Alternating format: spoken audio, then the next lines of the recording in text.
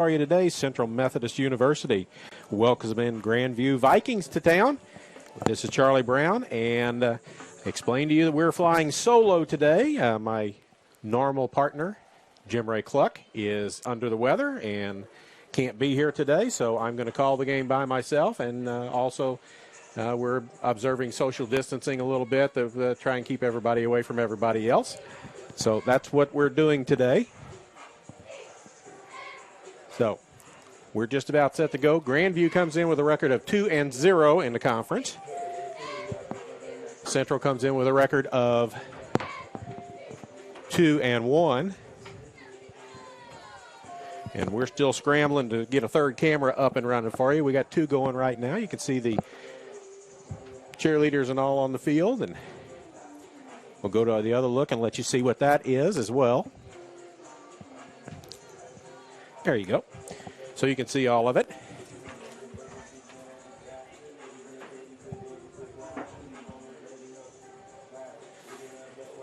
So we've been scrambling since 11:30 trying to get everything hooked up and try to get it all going.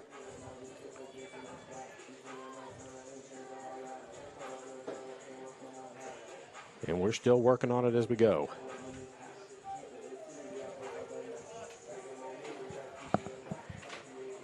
We're still doing work trying to get everything set up, so just bear with us for a couple of minutes while we get that done.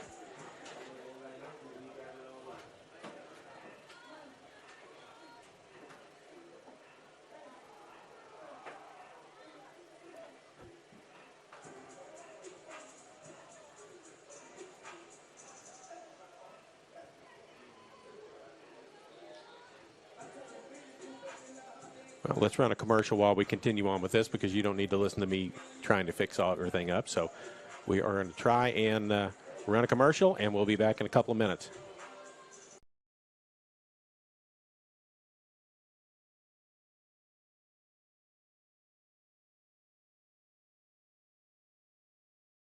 How do you become better prepared for today's job market?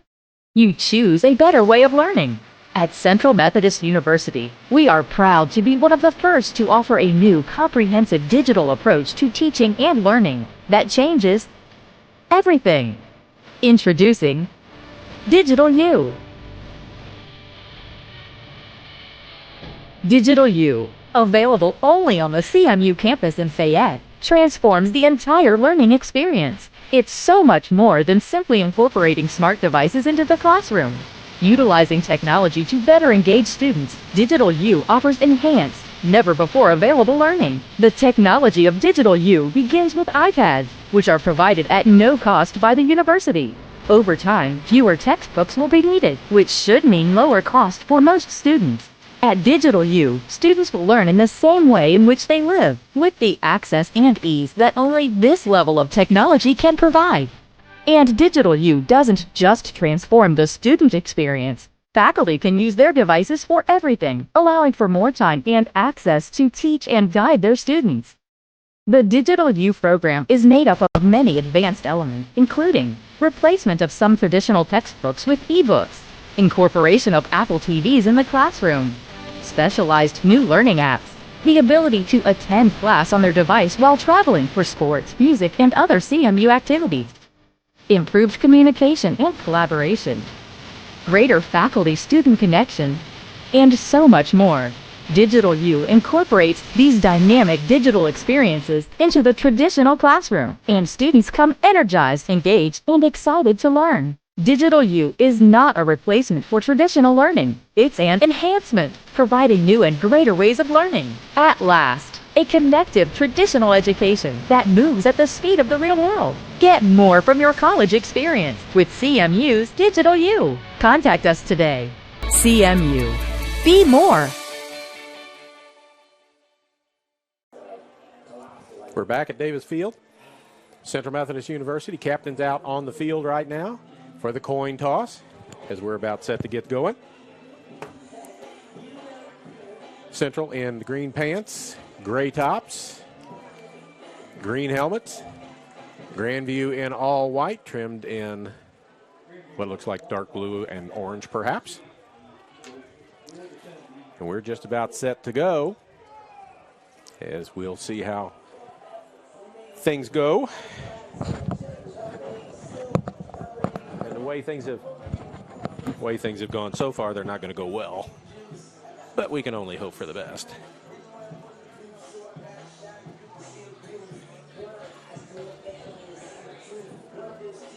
Okay, officials out in the middle of the field. We're just about set to go.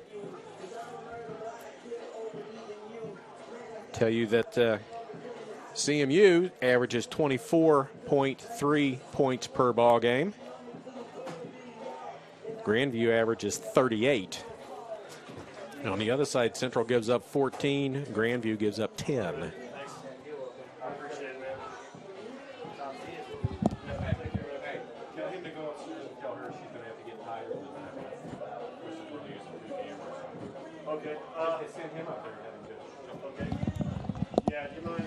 Central's going to kick off as we're still working on all of our stuff, trying to get it ready to go. It'll be Sam Petrin to kick off.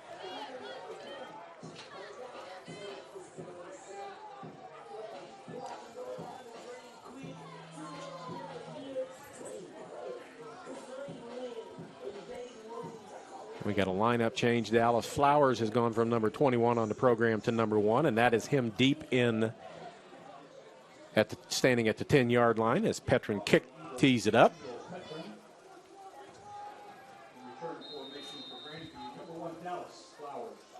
So Dallas Flowers back. Petrin ready. No wind. Low 80s. Kick is on the ground. Not going to kick it to Flowers. Comes up short. Tackled at the 39-yard line, as that was number 7. We're going to say probably Drake Miller for Grandview that took the kickoff. They have multiple numbers all over the place. 10D, 10-0, defensive player, offensive player, 39-yard line. That's where the Vikings will take over. They're led by quarterback Johnny Sullivan. So as I see 13, there he is. And the running back is number 3, Devon Presley. Presley has 148 yards. They've only played 2 ball games, so when I tell you their numbers and they don't sound all that impressive, remember they've only played twice. Central's played 3 times. So it'll be Sullivan at quarterback, Presley behind him. 1 wide receiver to the bottom, and we're waiting for the, don't know what, play clock. Official. Keeps looking down the sideline, looking for somebody or something before we get started.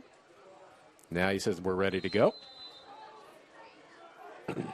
Very tight formation. No wide receivers, not split out much at all. Brandon Martin switches to the other side. Hand off to Presley. He's going to pick up some yards.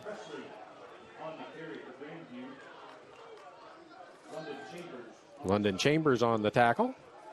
It's a pickup of 7 on the play. It's 2nd down and 3. Central defense has been pretty good. They allow 239 total yards per game.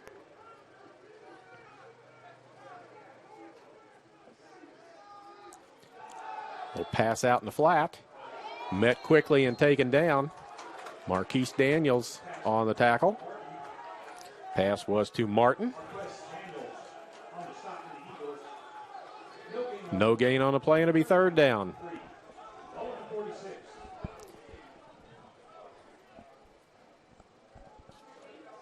Daniels is a senior linebacker from Trumbull, Connecticut. Presley behind the quarterback. They're going to split out this time a little bit. And even Presley's going to flex all the way out to there. Empty backfield. Quick pass. Caught. 1st down. Enough for to move the chains. That's number 8, Anthony Turner. So the sticks move.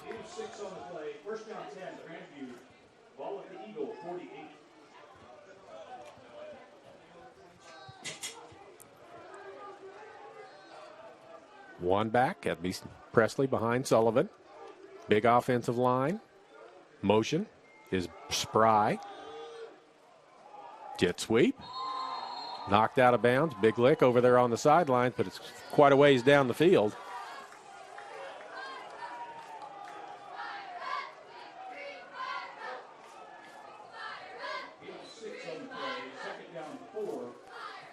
So gain of 6, 2nd and 4.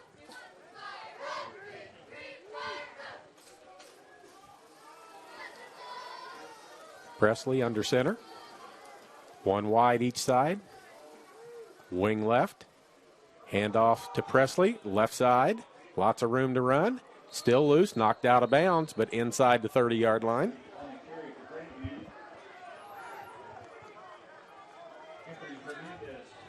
Anthony Hernandez gets credit for the tackle. Gain of 12 on the play, first down 10, ball at the 29.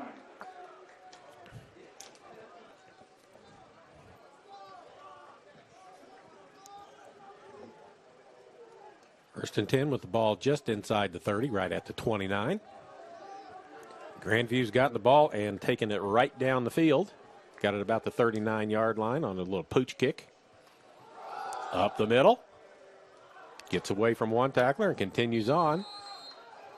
Presley on the carry for the Vikings. Gain of 7 on the play. Got a player down on the field. Dibley Amaka makes the tackle. And then he's going to walk it off. Central's coming to the sideline to get some instruction, but they're going to blow the whistle and continue play as the ball's down to the 22-yard line.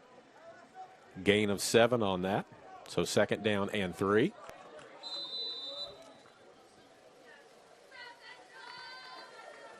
Defensive coordinator Marty Stewart and head coach David Callaway, defensive mind, going to have to come up with a plan to slow down the offense so far for the Vikings.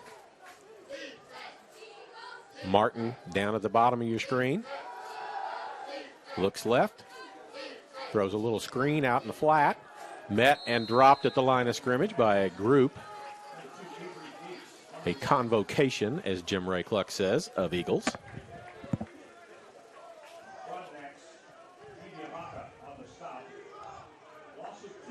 It's an interesting word. I always used to say flock.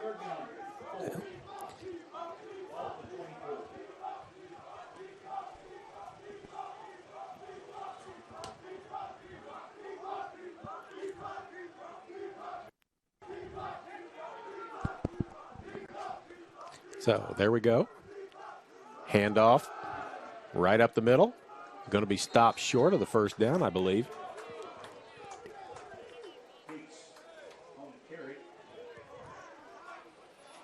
It's going to be 4th down and about 2, and let's see if the field goal team comes on. It's at the 21. That would make it a 38-yard field goal, give or take a little bit. We'll see where they're going to put it down.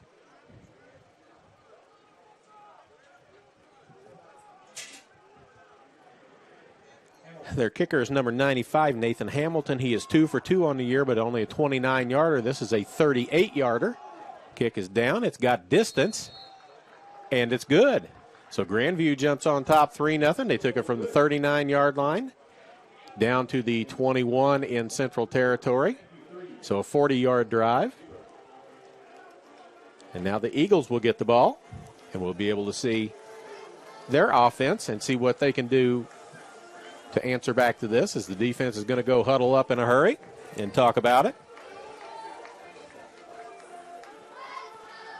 It's a beautiful day, not merry, just a couple little white puffy clouds in the sky. Otherwise hot, not much breeze.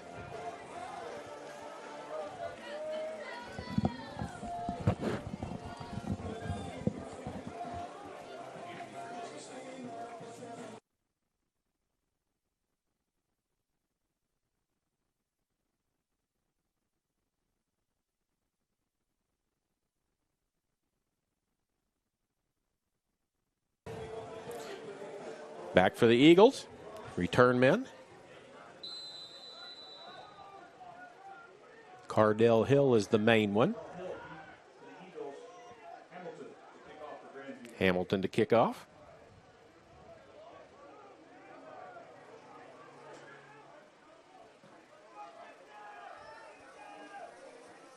Back about the 4-yard line. Tripped up on a nice play.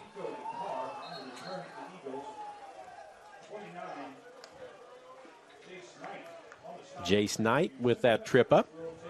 First down 10. Ball at their own 17. Roberto Palacios with the return. We will now see Jalen Brown at quarterback.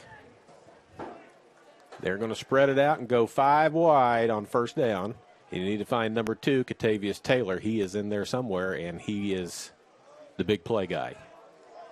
Underneath to Cardell Hill. Breaks one tackle, breaks another tackle, gets out of bounds. Correll Hill with the catch and run. Picks up about 7. Second down and 3.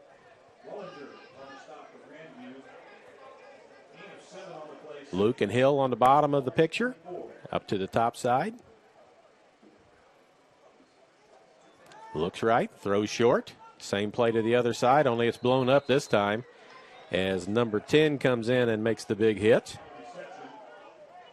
That's Brendan Flowers.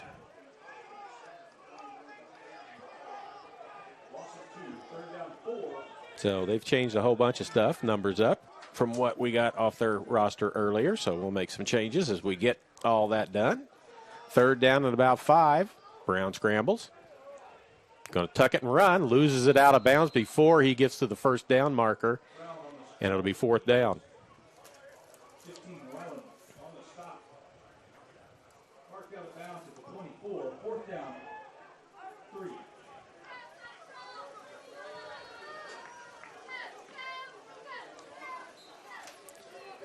So the Eagles will have to punt here. Their punter is Petrin, the place kicker. He does all that. Dallas Flowers back.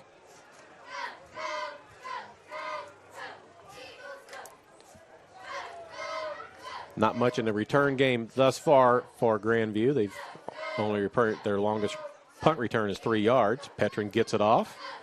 Wobbler going to bounce and go out of bounds around midfield or worse as they're walking it off.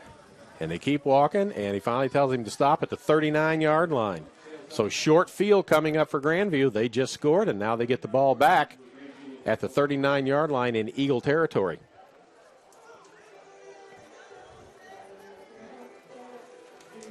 See if the Eagles had enough time to make some switching up.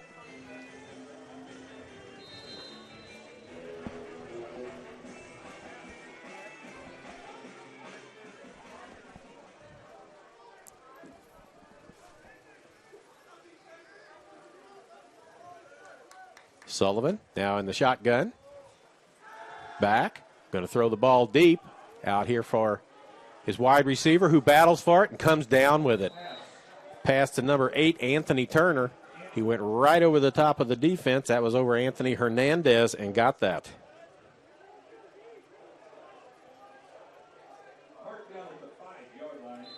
Mark down at the 5. First and goal. 3-0 Grandview, gain of 34. First and goal. Sullivan with 2 backs behind him now. A fullback and Presley. And that's Presley into the end zone for a touchdown. Devon Presley with a 4-yard touchdown run. It's really hard to see the clock. 8:34, my producer and buddy Nick Thomas tells me. So in the span of 3.5 minutes, 9 points on the board, and they're going to do swinging gate. See if they get a matchup they like. They haven't so far, so they're going to come back in, and now they'll kick the extra point, and that'll be Nathan Hamilton.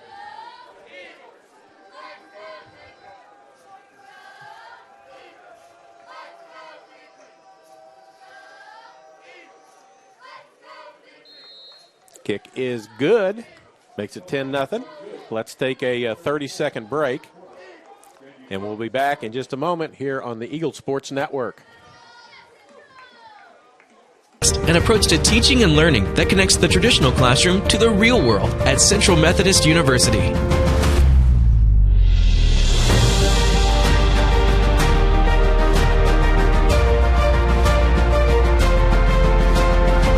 Now you can learn the way you live and the way you'll work with the new Digital U, available only on the campus of CMU. Be more.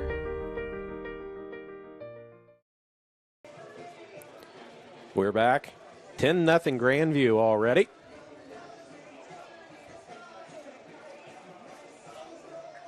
As we're working on Nick's microphone, doesn't seem to want to work very well.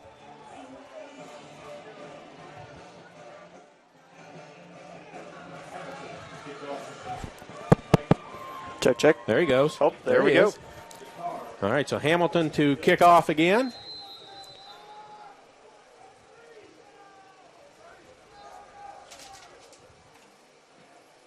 Kicking it away from Hill. That's going to carry into the end zone, and it'll be a touchback.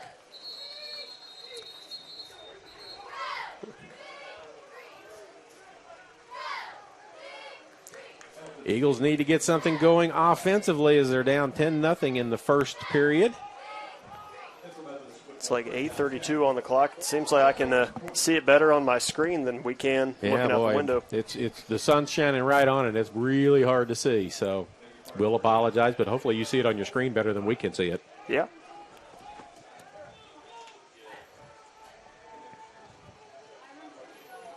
Brown at quarterback. Reset behind him. It's Terrell Aldridge. Handoff up the middle, and I think that is Aldridge. Number 6. Picks up a couple of yards. First time that I have seen him. He didn't play in the previous game that we did from here at Central. Luke at the bottom of the screen. Second and 9. Taylor is in the slot top wise. Motion. That's Williams. And a run up there. And picks up a couple of yards before he's tripped up. Aldridge again. He is a junior running back. So a gain of 6. It makes up 3rd and 3. So a big down because Grandview's had the ball twice and they have 10 points on the scoreboard.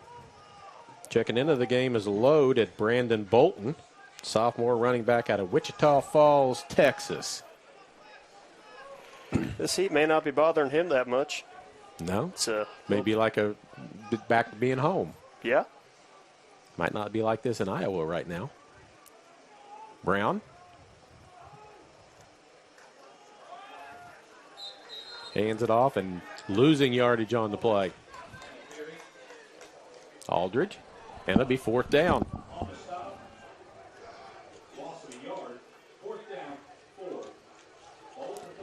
Not a good start for the Eagles. They've gotten off to some pretty good starts in the other ball games. This game they're down 10-0 and get ready to punt again. Dallas Flowers standing at his own 33-yard line for this Sam Petrin kick. Junior out of Bunnell, Florida. That's another pretty warm location. Yep. Whistles blow.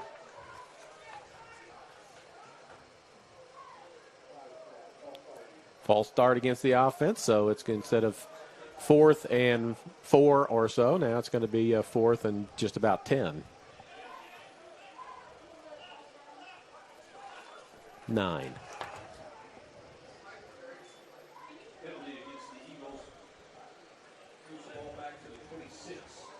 So now at the 26. Dallas Flowers steps up 5 more yards closer. Snap is high over Petrin's head. He's going to kick it out of the end zone, which will be a penalty, and it'll be a safety.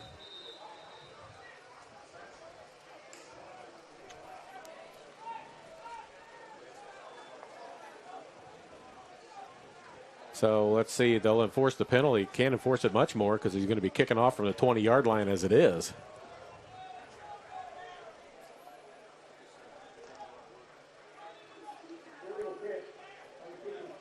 Illegal kick.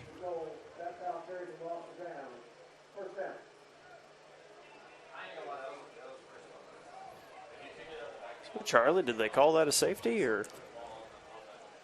I guess they're going to make it a spot foul and put the ball at the 5-yard line. That's not good for the Eagles either. Yeah, on one hand, and they're going further. It's down to the 3 now. Either way, on the good hand, you keep Grandview from getting 2 more points, but on the bad end, either way, after this punt, Grandview's going to be in really good field position. It's not going to be a punt. Grandview's got the football 1st and goal right there.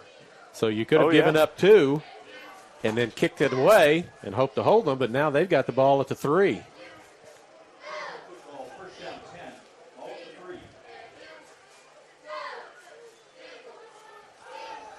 Roll out right into the end zone. They're going to say he was out of bounds. It was intended for number 5, Brandon Martin, but he's ruled out of bounds.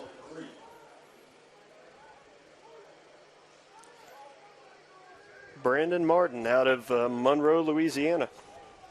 A lot of warm weather folks here today playing. Yeah, that's down around Duck Commander territory. Sullivan under center, fullback behind him. Hands it off, and Marquise Daniels meets him in the backfield and takes down the runner, number 4, Jensen Gates. And Gates is going to lose a little bit on that. Marquess Daniels, knife through. He plays rover from time to time. He just kind of goes where he wants to, whether he's a defensive end, a linebacker. But he is a tough target to miss. Because I'm going to look real quick. Where is number 8? He is 6'4", 250 pounds. Roll out into the flat. This is Gates, who just ran the ball. He's out of bounds. And the Eagles put up a tough defense and going to force a field goal. Excellent job by the Eagle defense there. Yeah, had him on the 3. Now they're back at the 4-yard line on 4th down. So good goal line stand by the defense. And if they can come out of this only giving up 3 points, that's got to be a little bit of a win for them. Because that 1st and goal at the 3 looked like a sure 6 the way they've been moving the ball up and down the field. Hamilton to try the field goal. A little pop. It's good. And it's 13-0. 2 for 2 on field goals for Grandview. Yeah, and the first one he had was his long on the year, so 13-0. Looks like 5:26 as best we can tell. Maybe in about a half an hour or so when the sun moves a little bit, we'll be able to see a little bit better. We'll be back here again in 2 weeks on the 24th when Benedictine comes to town. That's the 24th. That's a 1 o'clock kick. We'll be back, and Jim Ray will be back with me by then. Our producer is Nick Thomas. He's also chiming in from time to time. Gotta give a shout out to our camera operators too. Scott Flowers, he's on camera 1, and Natalie, she's up on top in the nest on camera. Actually, she is on camera 1. Scott's on 2. So. Yep. So they're up there. One right next to the press box, one up on top the press box. So good job up there as Hamilton gets ready to tee this up.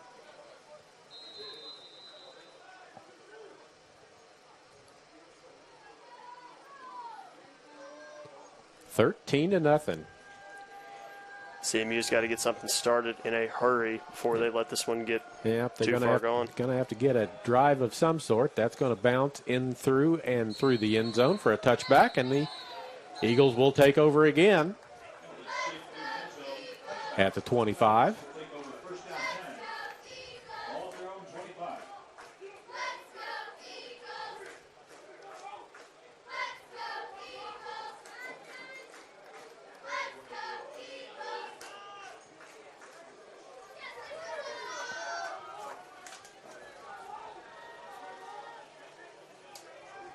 Manuel Langlois in the backfield now, and also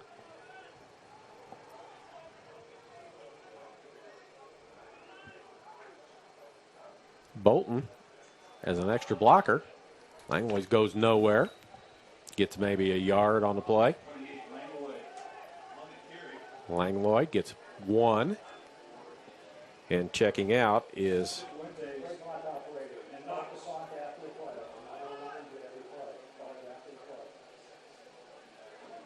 referee telling the clock operator how to run the clock.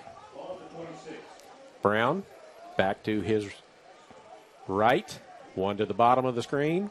3 to the top. Back looks. Lets it go, and it's almost picked off. As number 9, Pat Canby almost came up with that.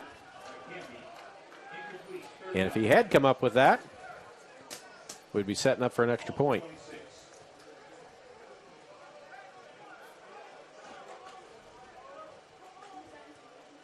Third down and 9. The Eagles have not been able to get much going offensively. Catavius Taylor has been blanketed. He's not even been looked at yet.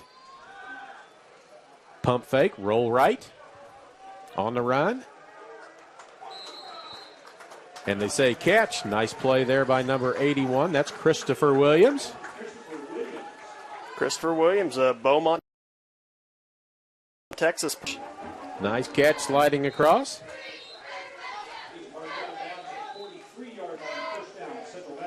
43-yard line, and with this heat, we've got cramping, and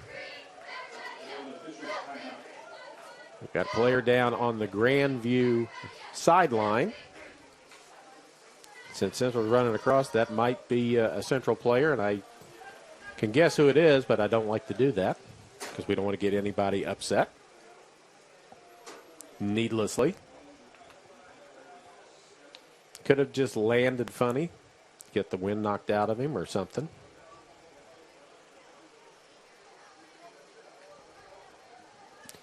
Eagles go on the road next week and play at Missouri Valley. Big rivalry, and that is Christopher Williams that was down, and he's up jogging off the field. Good sign. With all this heat, we're going to have some cramping and some dehydration and other issues as we go along. So trainers have a big job today of keeping everybody hydrated and keeping them loose and ready to go. Eagles back out. 13-0.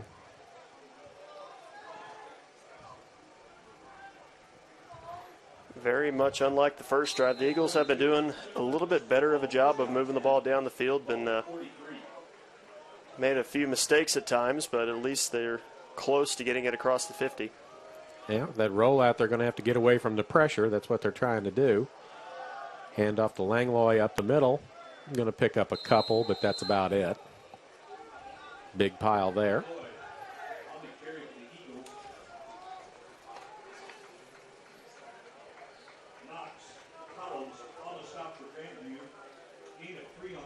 Second down 7, ball to 45. Second and 5. In the backfield is Terrell Aldridge again.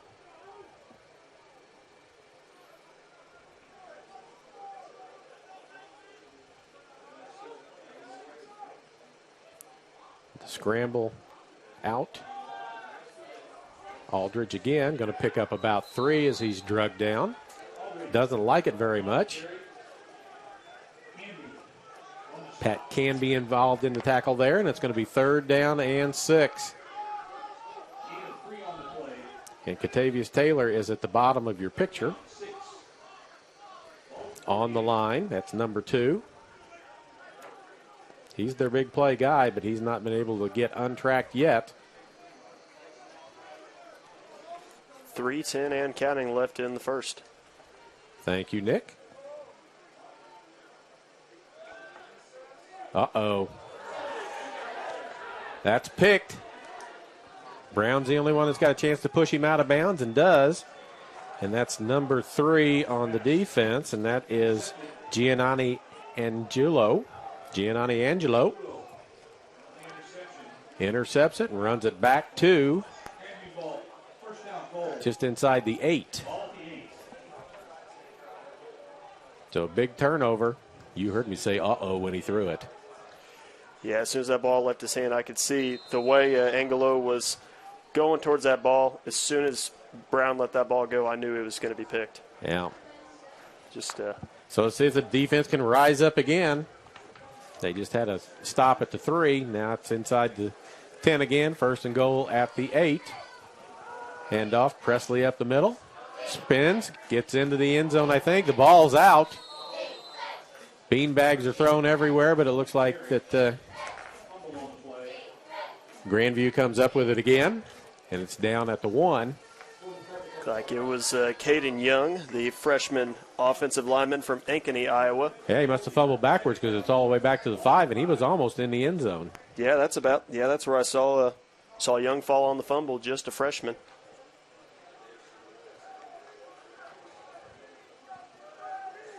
So they split them out wide. Martin at the bottom. Looks left. Throws over the top. And it's a touchdown as they fight for it.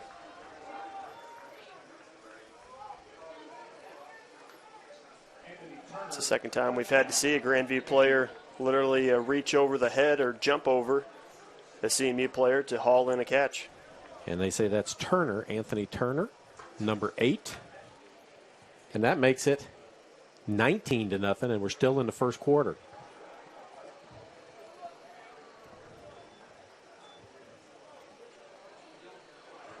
Hamilton getting a good workout. Little feistiness as we decide whether the extra point is good or not, because the officials went in a hurry and broke that up. It is good, so it is 20-0. PA announcer says 2:06. We'll take his word for it because can't see it. It's kind of bleached out right now because of the sunshine. And the Eagles are in dire straits right now. They need to get something going, and they better get it going right now. Absolutely. They've been completely taken out of this game up to this point. Showing Nick that I got my little monitor thing to finally work, so I can see the field a little better in some areas. Yeah, and even on our monitor, you can see it slightly better as far as the play clock goes, but you got to squint to see it just a little bit. Well, all I know is it hasn't run a whole lot, and Grandview's got 20 points on the board already.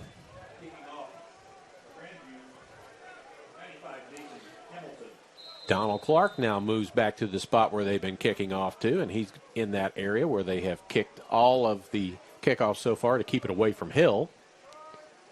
And they do it again. He's at the goal line. He's going to run it. Cuts back. Good decision to put him back there. He brings it out across the 35-yard line. So, and there goes the flag. They're going to stop this right away.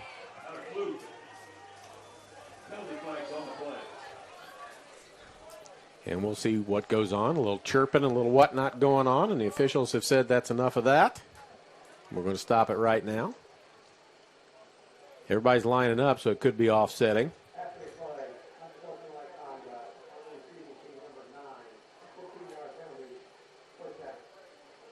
So it is an unsportsmanlike conduct penalty against the Eagles, and they said number 9, that would be Anthony Hernandez. So instead of being out around the 35, 37-yard line, they're going to be back around the 21-yard line. So the good kickoff return is negated. Central Methodist will take over first down 10. All at their own 21. Brown, empty set, all by himself. Flushed. Holding call coming, throws it away. Pass incomplete, penalty flags on the play. A lot of whistles being blown. It's the referee that threw the flag, so it's a hold. It's whether they want to take it and back them up 5, 10 more yards. They do.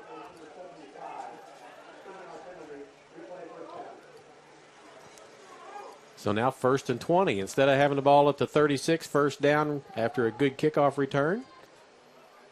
An unsportsmanlike penalty negates part of that. And now a holding call. Tacks onto it. 20. Ball to Eagle 11. Back to the 11-yard line now. They've got to get to the 31, so first and 20.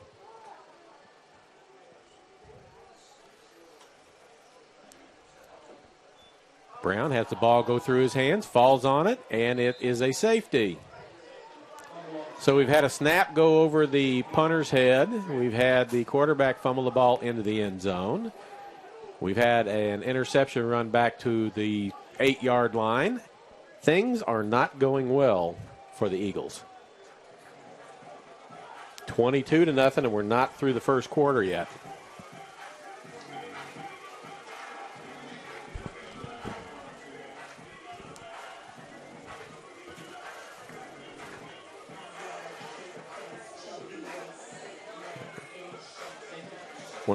Community Auto Sales and Service is a one-stop shop for all your automotive needs, from brakes, tires, and oil changes to front-end alignments. Engine repairs, batteries, and state inspections, they have everything and can do anything to keep your car on the road safely. Proud supporter of Eagle Athletics.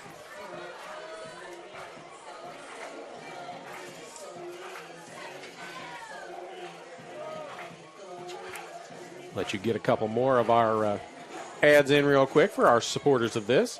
AirLink Rural Broadcast is your local wireless and fiber internet provider.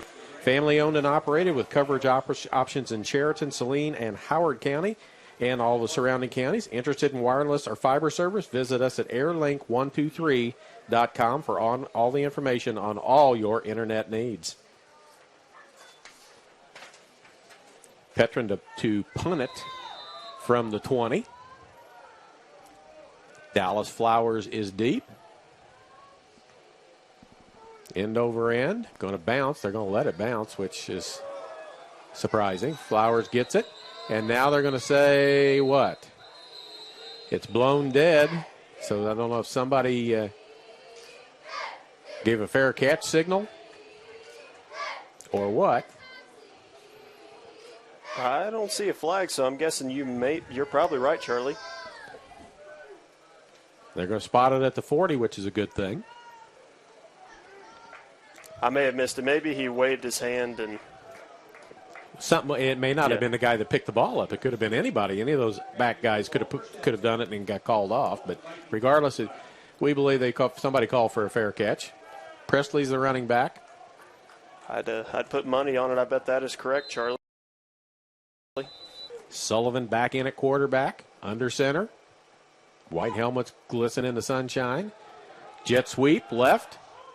Around the corner and out of bounds. Goes number 4, Jensen Gates.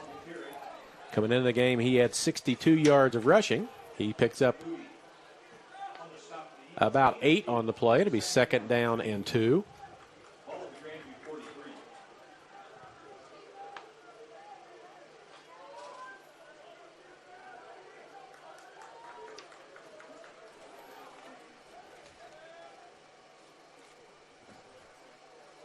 Handoff right up the middle. That's Presley. Bounces it out.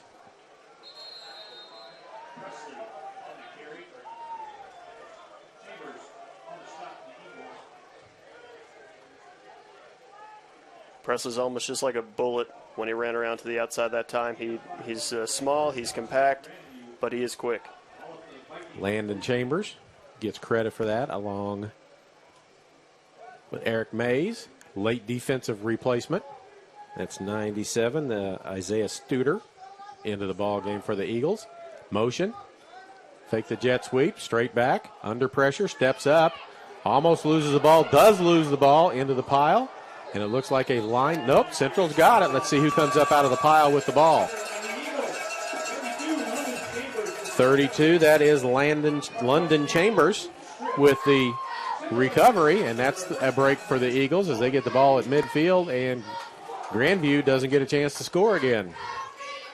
And sometimes something like that can be a nice little momentum boost to get you some points on the board. All it takes is one little lucky break, but they're gonna need a few more as they're down 22-zip. Yeah, now they've decided to put Catavius Taylor at all by himself, top of the screen, and they've got safety coverage over the top on him, but that'll free up somebody else down here on the bottom. Brown with the snap. Underneath. Incomplete it goes, as it was intended for Carell Hill. Hill wanted a pass interference call right there. I think that was probably a good no call. Well, it was, even if it was caught, it was only going to be a gain of a yard or two, so instead of being, it could be 1st and 10, 2 yards closer if they'd called it, but anyhow, or it would have been further down that. But it's 2nd and 10, no call on that. Brown back again, one back to his right. Pulls it out and is sacked. No time for him as number 9, Pat Canby, gets his first sack of the season.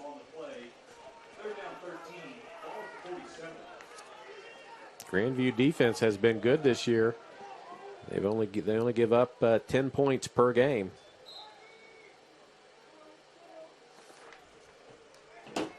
They give up some yards. They don't give up points, though. Hill checks in.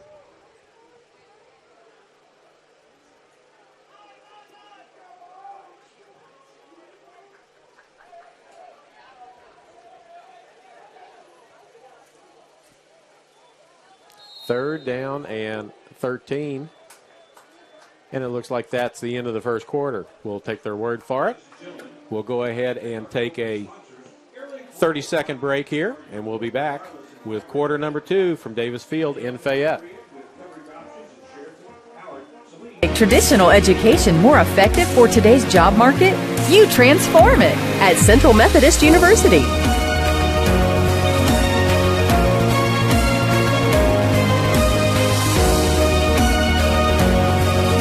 Now the only limit to your education is your imagination.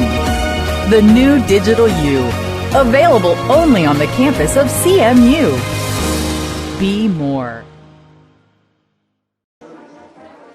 We're back, getting ready to start quarter number 2, 22-0 Grandview. We'd also like to thank our corporate partners for their continued support of CMU Athletics: MFA Oil, the Braun Home, Jennings Premium Meats, Community Auto Sales and Service, Airlink, Drury Hotels, and Missouri Pacific Lumber. Make these broadcasts possible. 3rd down and 13.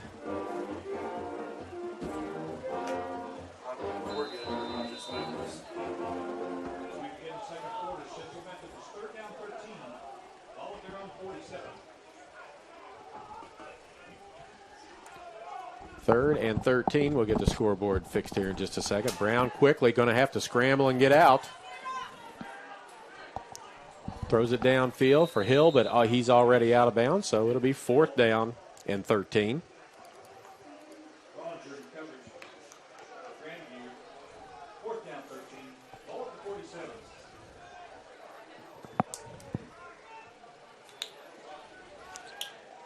So Petrin back in to punt again.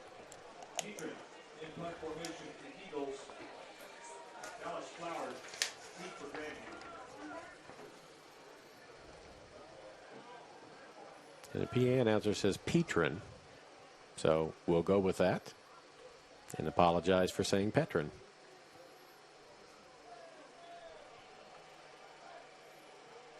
Rush on the way, gets it away. Flowers looks at it, going to let it bounce, picks it up and takes off, and he's made a good move there because he's got a lot of room to run. Petrin trips him up along the sideline. So the net of that punt is about 5 yards. Or 8 yards. It's a good punt and a nice decision. Normally you don't want to see your punt returner taking it on the bounce, but he had enough time to take it and make a move and get upfield. As Grandview looks to extend their lead as they're at the 45-yard line in their own territory. Presley, the running back, came into the game with 148 yards in two games. Quick pass outside behind the receiver. Incomplete. That was behind Anthony Turner. Intended for Turner. Incomplete. 2nd down 10 from the 45. 2nd and 10.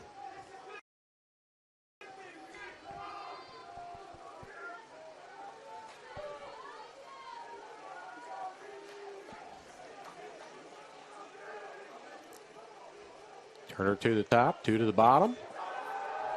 Looking this way, throwing out. Going to be caught by number 8, Anthony Turner.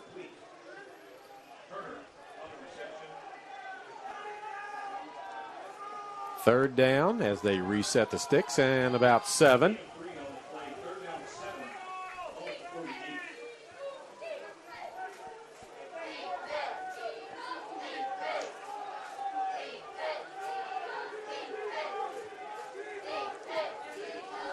No back, 5 wide, 3 to the right, 2 to the left.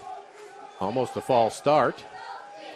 Thrown across the middle to Spry, the wide receiver, and he's going to get enough down to the 36-yard line for a first down.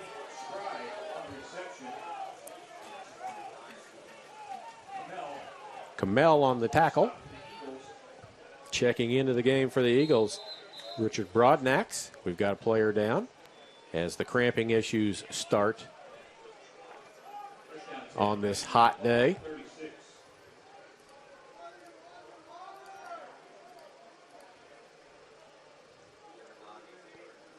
It is a warm one. Sun beating down pretty well. Everybody else is going to get some liquid refreshment to try and keep hydrated. Player hops up. Limps off a little bit, but it's a cramp.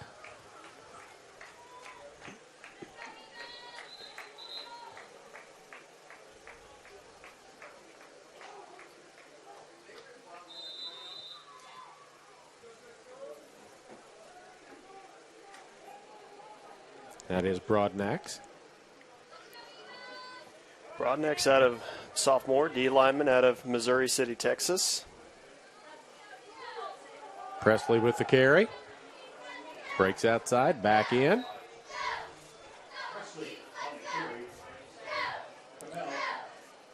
Tackle by Mel.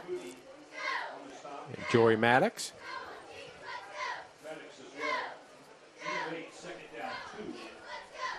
Gain of 8, 2nd and 2.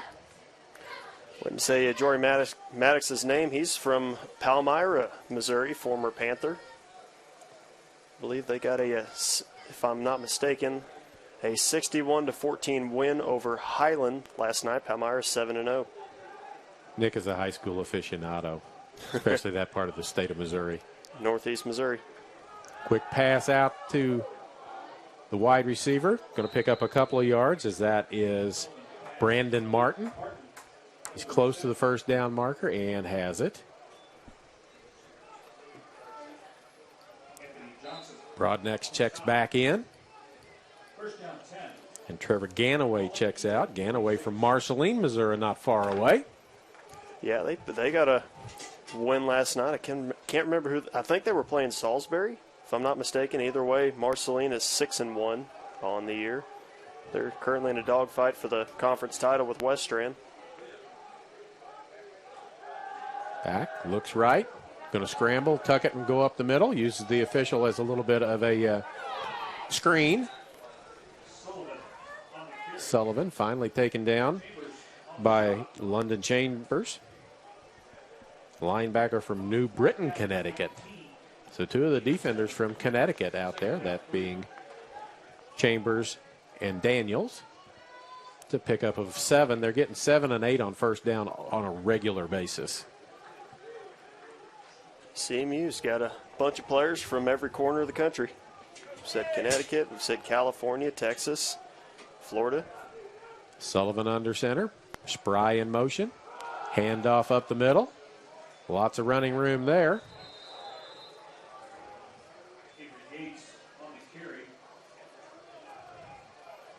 Lane Moody. One of the tacklers on the play.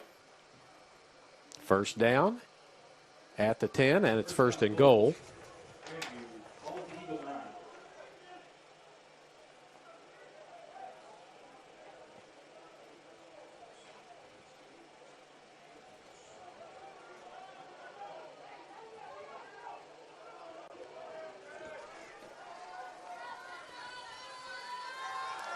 Fade pattern to Cole Henderson in the side there, and able to make it, play, and knock it away.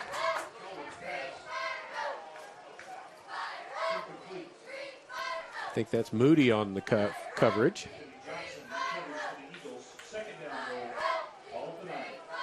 Second and goal, just inside the 10-yard line. Now they actually mark it close to the 9.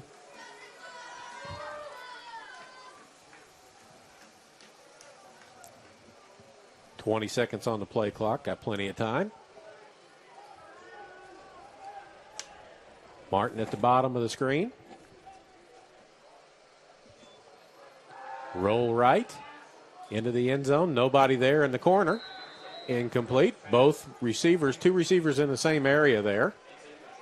I think one was supposed to cut to the corner, and they both went toward the goalpost instead, and the pass goes into an empty area, and the defense has been asked to hold again. On first and goal, it was first and goal from the 3 a while ago, and they had to settle. Grandview had to kick a field goal. Third and goal now from the 9, and the Eagles would be thrilled with a field goal attempt and maybe block it. Something to turn this around is Sullivan, who was 38 of 58 coming into the ball game for 489 yards, 9 touchdowns, looks again. Keeps looking. Got lots of time, throws it to the back of the end zone, and it's caught by number 8, Anthony Turner, for a touchdown.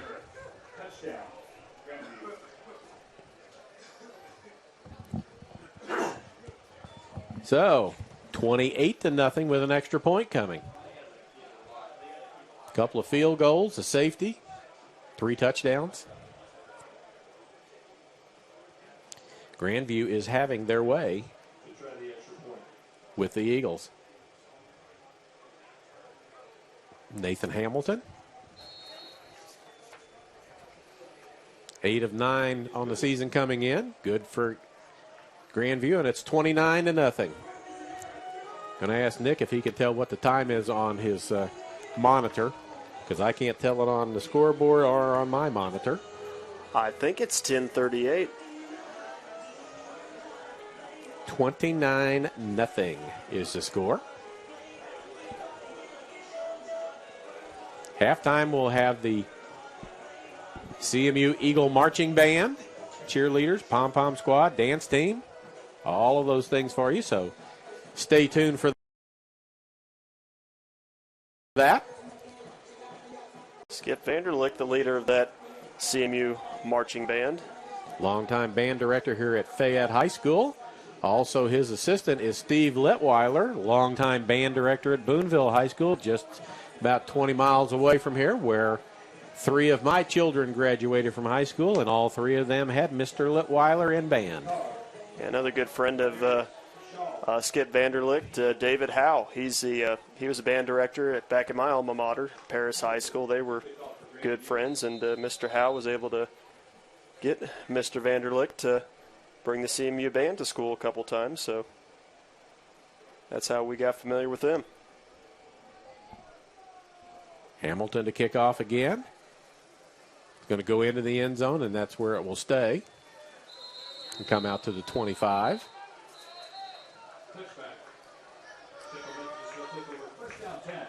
When we were here last time, number 17, Trayvon Hards, is a wide receiver. Doesn't list his height, but he's about 6'7". Was a force over the middle of the field. Nothing much has gone right so far.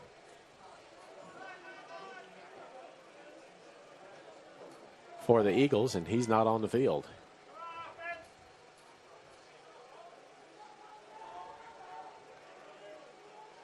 Brown fakes a handoff. Looks down the field, got a man out there, but just out of the reach of his wide receiver, as that's Christopher Williams, trying to adjust to the ball in the air and not being able to catch up with it. Second down. Stops the clock, which does not help the Eagles right now. They need a lot of time, but they don't need to give the ball back to Grandview with a lot of time.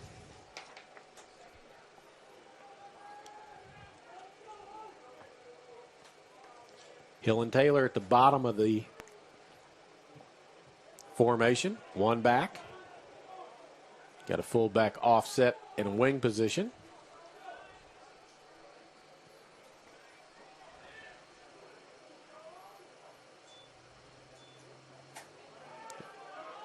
Brown keeps it. Tries to get outside. Loses his footing after picking up about 4. Nice fake to his running back. Langlow. 3rd and 6.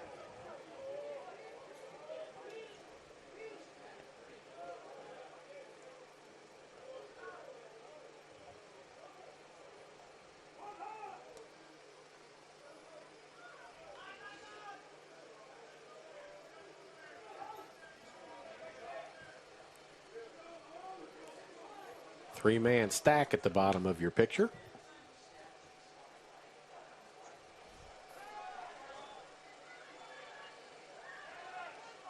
Almost picked off. And it's number 30 that gets up. Unhappy that he did not catch that. Clay Freemuth. And the Eagles are going to have to punt again. They've had the ball at midfield, but I don't think they've had it in Viking territory yet this half. Petrin back to punt again. Got to be punt 4, 5, 6, somewhere in there, because if there's not a turnover, it's a punt on the series for the Eagles. Dallas Flowers is deep. 4th and 6, so they can jump around a little bit and it'll still be 4th down. Petrin gets it away. Flowers on the run, catches it about the 38-yard line, dances, and he's going to be tackled by Keaton Edwards, senior linebacker out of Ashland, Ohio. The loss of a couple on the return. 37-yard line. I can see the clock a little better now. I think it says 9:08. That's what I have. Yeah, I can see it a little better now. So 1st and 10. This is not Presley on the run. This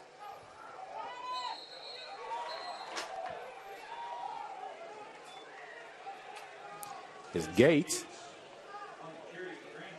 Sophomore running back out of Ankeny, Iowa. Picks up 13 on that run.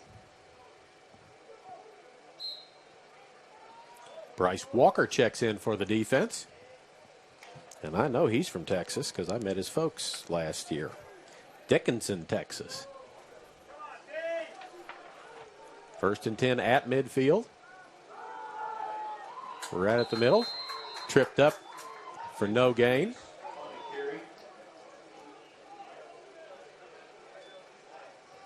Tackled in the backfield by Jory Maddox. Got him by the ankle and got him to the ground. 2nd down and 10. 29-0. If you're tuning in and wonder how they got to 29, I'll explain it to you in just a couple of seconds.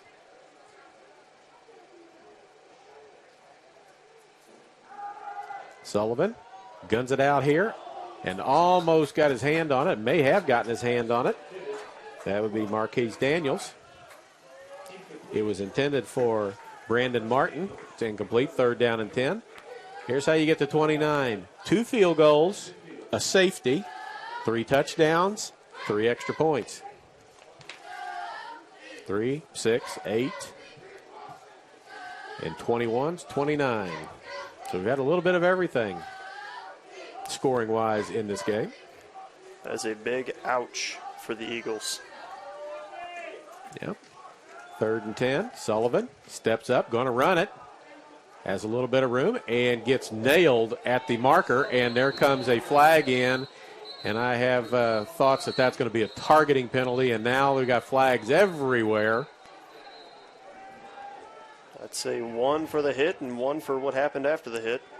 Yeah, and the way they threw the flag for the targeting, somebody from Central Methodist may be leaving the game.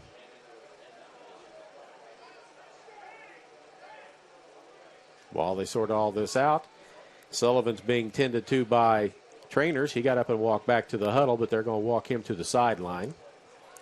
And we'll see if, some new quarterback comes in. Brady Bransfield is going to take the snaps after they sort all this out. This could be 15 yards for targeting, personal foul targeting, and an ejection. And then it could be half the distance to the goal line for unsportsmanlike conduct if all of it goes against the Eagles. I think everybody that had a flag threw one. I'd say you're right. I saw one come out for the play, and then two more came flying in, and then followed by a bunch of whistles. So I would assume there were some words that were said afterwards, but I'd say one. Here's the official. 3 fouls. Unsportsmanlike conduct, offsetting penalties against the defense.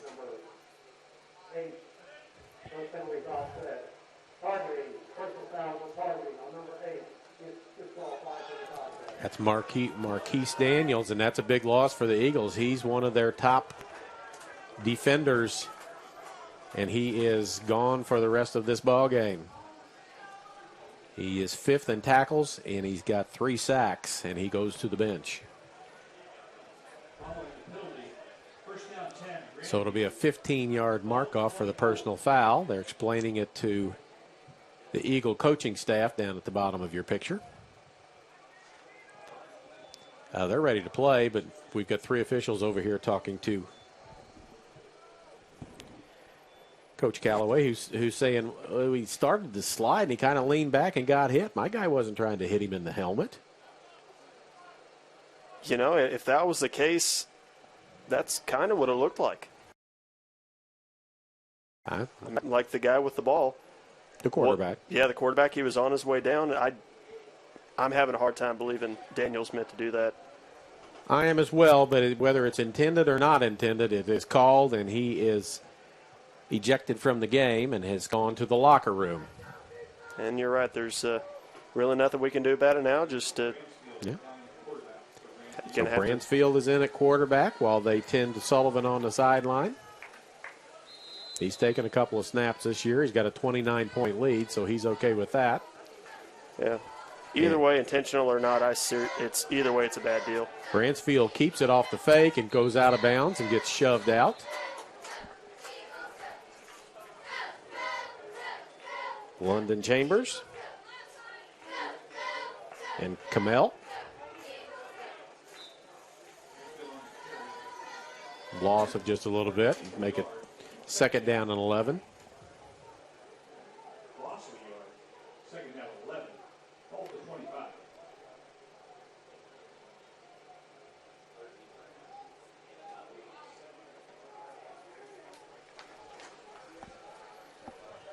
Sullivan back in. Presley back as the running back.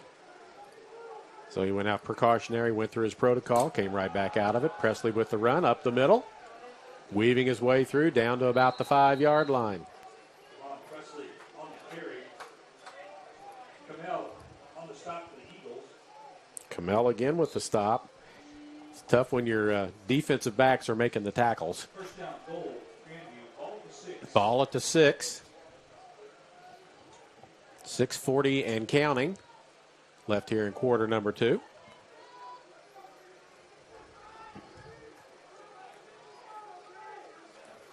Sullivan hands it off to Presley again. Met and dropped.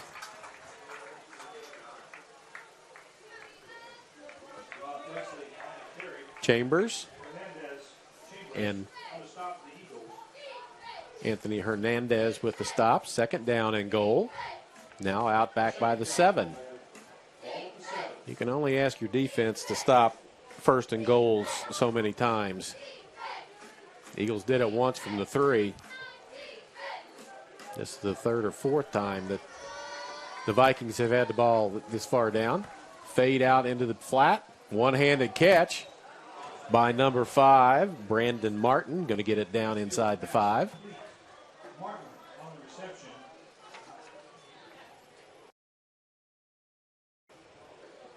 Gain of 4, 3rd down goal. Ball to 3.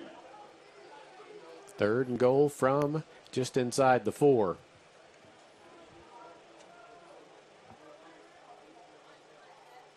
.22 on the play clock. Plenty of time as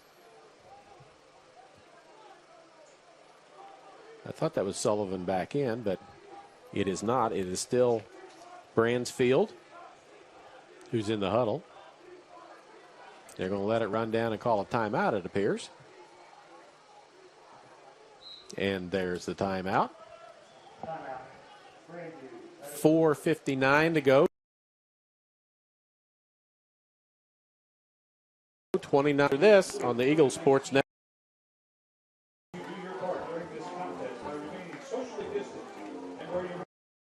An approach to teaching and learning that connects the traditional classroom to the real world at Central Methodist University.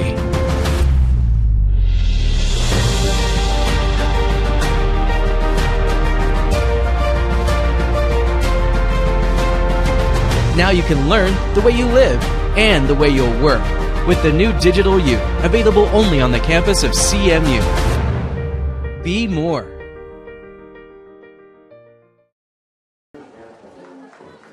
Back at Davis Field, Fayette, Central Methodist University campus. The Vikings are putting it to the Eagles right now, 29-0, and they have the ball 3rd down and goal from just inside the 4-yard line, looking to add on.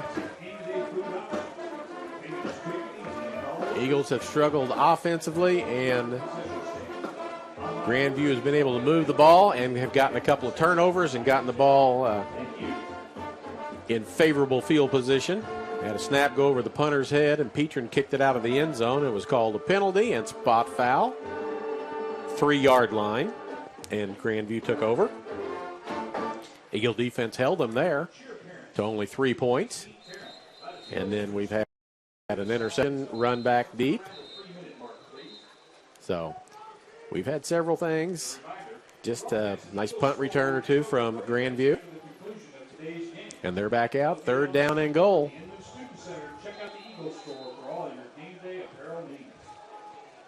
So Bransfield still at quarterback. I thought it was 13 had come back in, but it's still 15. Presley, the running back, just to his left.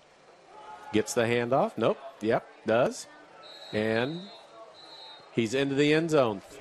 3-yard touchdown run for Presley.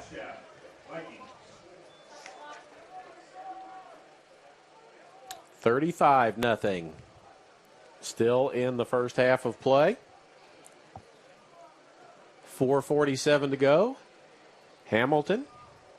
Devon Presley, the running back from senior from Farmington Hill, Michigan. So he may not be used to this heat, but he's liking it right now. Yeah, it hasn't been seemed to bother him. Kick is up is good. 36-0. Again, halftime we'll have the band, the cheerleaders, the pom-pom squad, the dance team. I don't know what all we'll have.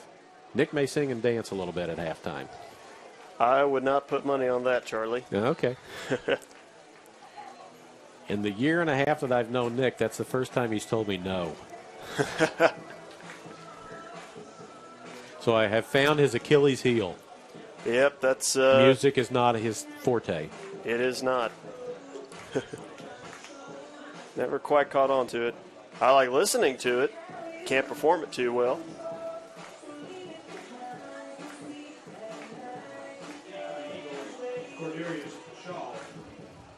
Speaking of music and band directors, I say your daughter Sarah, she's very involved with it with Warrensburg High School. She is the band director at Warrensburg High School. So Mr. Litweiler, who is the assistant here at Central Methodist, was her high school band director, and he led her to being all-state in band 3 years.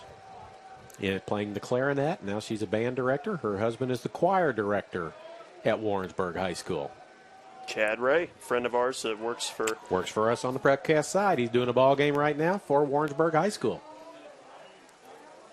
Kick comes down about the 4-yard line.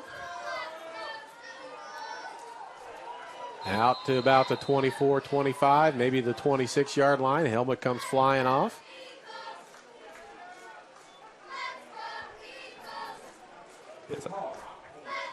That was Miko Dakar, freshman from White Plains, Missouri. I don't know where White Plains is. I know where West Plains is. Yeah, they're...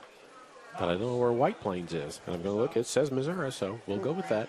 Yeah, I'm going to have to check that out. At first glance, I thought it was West Plains, too, as in the West Plains Zizzers. Yep, you heard that right. That's their mascot name. That's the name. It's one of the odd names in the state of Missouri. And there goes a flag for who knows what. Illegal substitution, 12 players on the field. So let's take a good count and see who's going to come off, if anybody is. 5-yard penalty. First down 15. All of the Central Methodist 21. So they're going to replace a running back, wing back, with another wide receiver. And that is Terrell Aldridge, who goes and sets back by Brown at quarterback. Eagles have got to get something going here before halftime. And that's Aldridge with the carry. Nothing going. The halftime stats are going to show a very measly amount of rushing yards. Charlie, I just checked it out on my phone. White Plains and West Plains are in. Actually, I think that is supposed to be West Plains. So Right. I think that is correct. All right. So I want to make sure we get a shout out to the right city. Yep. West Plains Zizzers. Second down 14. Good football team as well. Undefeated. That was a loss of 3 on the play. Passing game's not going. Running game's been shut down. Scramble is about what Brown's been able to get done, and here he goes on that again. Dumps it underneath. Incomplete, and there comes a flag out for a late hit after the ball was dropped by the wide receiver. Aldridge had it. It was behind him. He couldn't catch it, and then he got bumped after it was clearly on the ground. So the Eagles are going to pick up a first down on a personal foul penalty.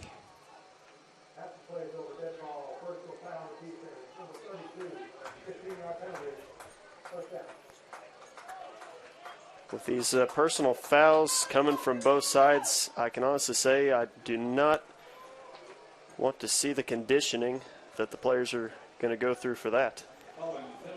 Yeah, it's already gotten ugly a little bit. Out to the 37-yard line. Going to start the clock. Aldridge still in the backfield. 2 receivers either direction. Clock running. Motion. Jet sweep. And runs right into the defensive player. As that was 89, Miko Dakar. Looks like they blew it dead about after a 5-yard loss. J.D. Fox, I believe, if that's correct. 43 on the tackle. He's going out right now, but he was in the right place at the right time. He read the jet sweep on the way. Loses 5, and it's 2nd and 15.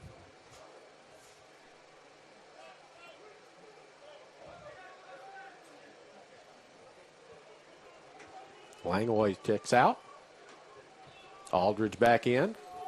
Can't get the ball deep. Can't get the ball, throw it short. Aldridge with a run, and that's the best run of the day for the Eagles, and it's close to a first down.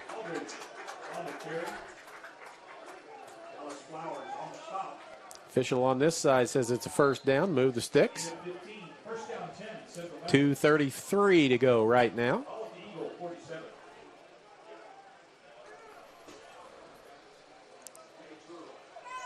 Receiver on this side is just about offside. Official is really taking a good look at it. Now he backs up a couple inches, and he's okay now. That's Christopher Williams. It flanks out further. Ball handed off. Langlois on the carry. Pickup of about 2.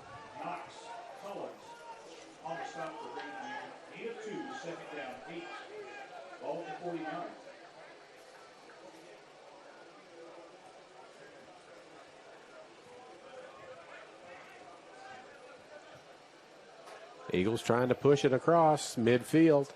Not sure they've broken that territory yet today, but they're at the 49-yard line. Langlois again. Another first down. They're in Viking territory now. Close to a first down. The official says it is a first down. Manuel Langlois, another Texas guy out of Houston. A lot of Texans on this Eagle team. Yeah, that's been a spot over the years. That in Florida have been. When I went to school here, we had quite a few players from the Smyrna Beach area of Florida on the football team.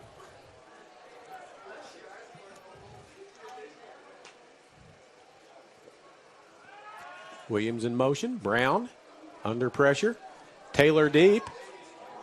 Goes up, can't get it. Just beyond his reach. Looks for an official to throw a flag, but nothing there. Second down to 10. That was a good shot downfield as he had single coverage for a change.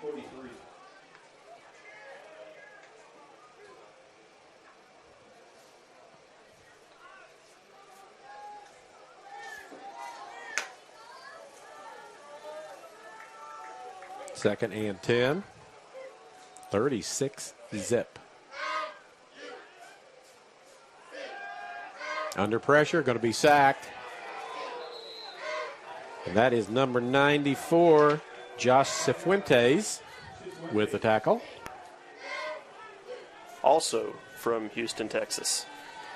And Cifuentes, that's his first sack of the season. Came in without a sack. Third and 20. No time to throw, no real hole to run through. Brown's only play so far has been to scramble, roll out something to try and get away from the pressure. Marcus Crouch down at the bottom. Brown looks around, buys some time, throws it behind, but a nice adjustment and catch there. Brown's pass complete. Aaron Edwards. And a timeout by Central, as it'll be fourth down and about 4.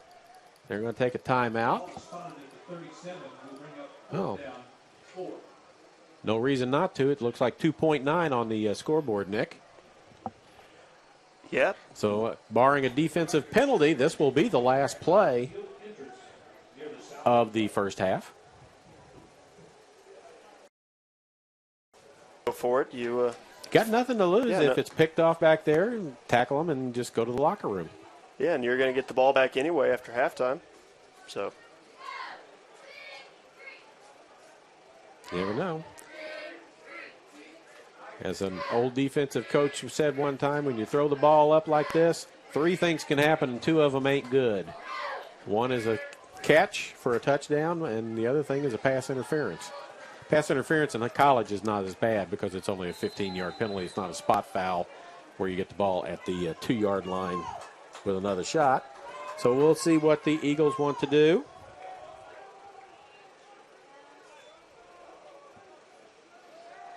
Lots of pressure comes.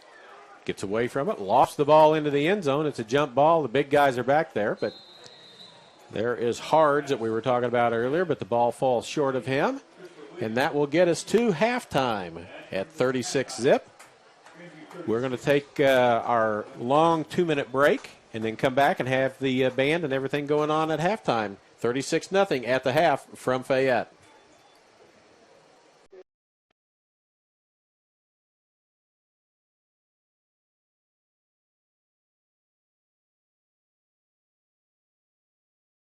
How do you become better prepared for today's job market? You choose a better way of learning. At Central Methodist University, we are proud to be one of the first to offer a new comprehensive digital approach to teaching and learning that changes everything. Introducing Digital U. Digital U, available only on the CMU campus in Fayette, transforms the entire learning experience. It's so much more than simply incorporating smart devices into the classroom. Utilizing technology to better engage students, Digital U offers enhanced, never-before-available learning. The technology of Digital U begins with iPads, which are provided at no cost by the university. Over time, fewer textbooks will be needed, which should mean lower cost for most students. At Digital U, students will learn in the same way in which they live, with the access and ease that only this level of technology can provide. And Digital U doesn't just transform the student experience. Faculty Camille Dogan. Camille is from Jackson, Missouri, and is escorted today by her parents, Bruce and Sarah Dogan. Sarah is a double major in chemistry and criminal justice and plans to go to law school after graduation to pursue a law degree. Her favorite memory was competing at nationals her sophomore year and gaining many friendships throughout the years here at CMU, especially her fiance, Brad Burkhardt. Thank you, Camille. Our second cheer senior, Megan Crunchmurther. Megan is from Austin, Minnesota, and is escorted by Grant Sandiford. Megan is an exercise science major and plans to work on achieving her EMT and paramedic certifications with the ultimate goal of finding a job near Columbia. Her favorite memory was joining Theta Chi Upsilon and meeting all of her sisters. Thank you, Megan.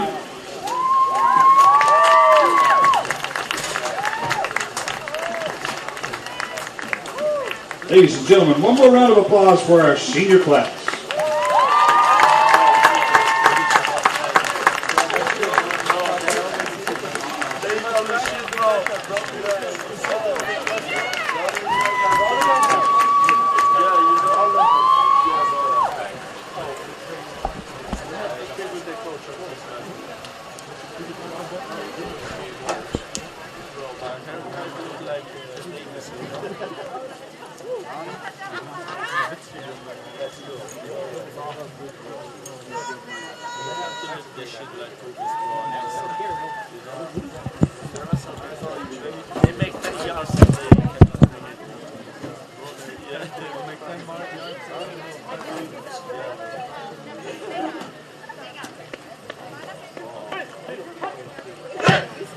Under the direction of Professor Skip Van Lick, Central Methodist University presents the Sound Central, the 2020 CMU Marching Eagle Band.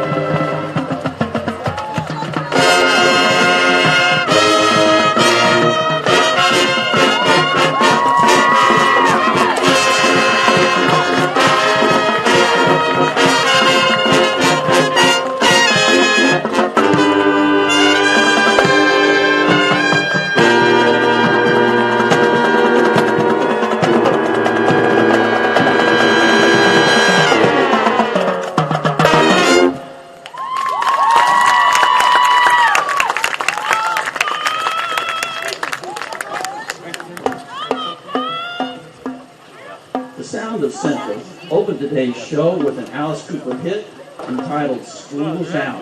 The CMU Color Guard, under the direction of Karen Jeffries, joins the band for a routine to Wilson Pickett's 1966 hit, Land of a Thousand Dances.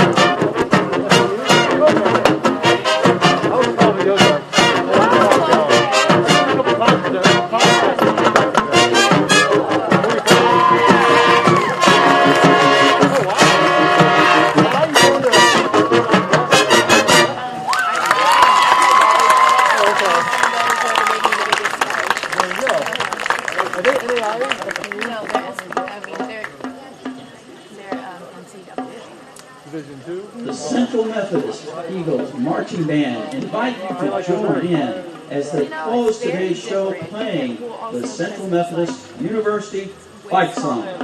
We're in Pittsburgh. Okay. Yeah, so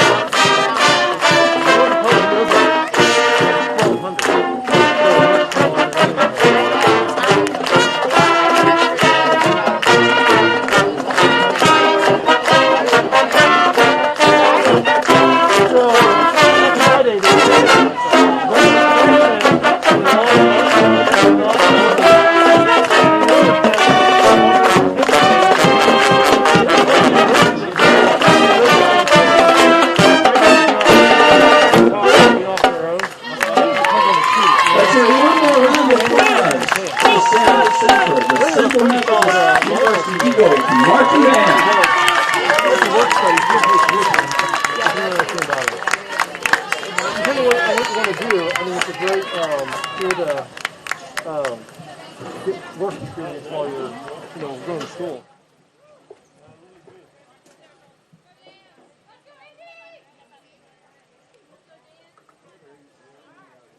Ladies and gentlemen, please welcome to the field the CMU Eagles MB dance team, led by head coach Brenda Parisi.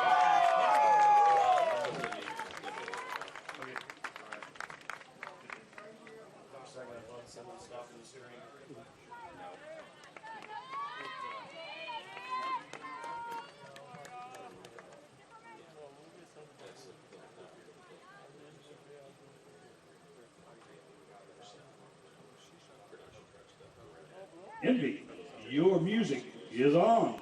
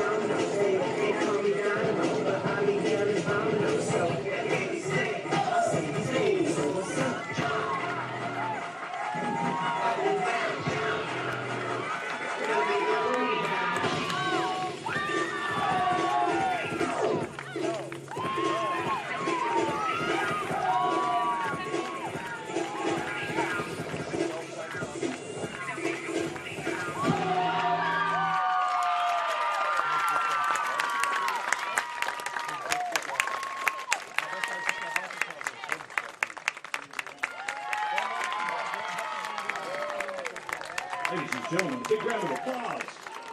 Coach Brenda Parisi and her CMU Eagles Envy dance team.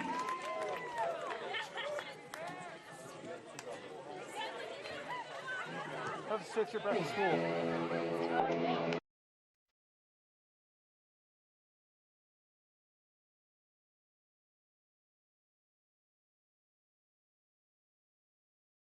How do you become better prepared for today's job market? You choose a better way of learning. At Central Methodist University, we are proud to be one of the first to offer a new comprehensive digital approach to teaching and learning that changes everything. Introducing Digital U. Digital U, available only on the CMU campus in Fayette, transforms the entire learning experience. It's so much more than simply incorporating smart devices into the classroom. Utilizing technology to better engage students, Digital U offers enhanced, never-before-available learning. The technology of Digital U begins with iPads, which are provided at no cost by the university.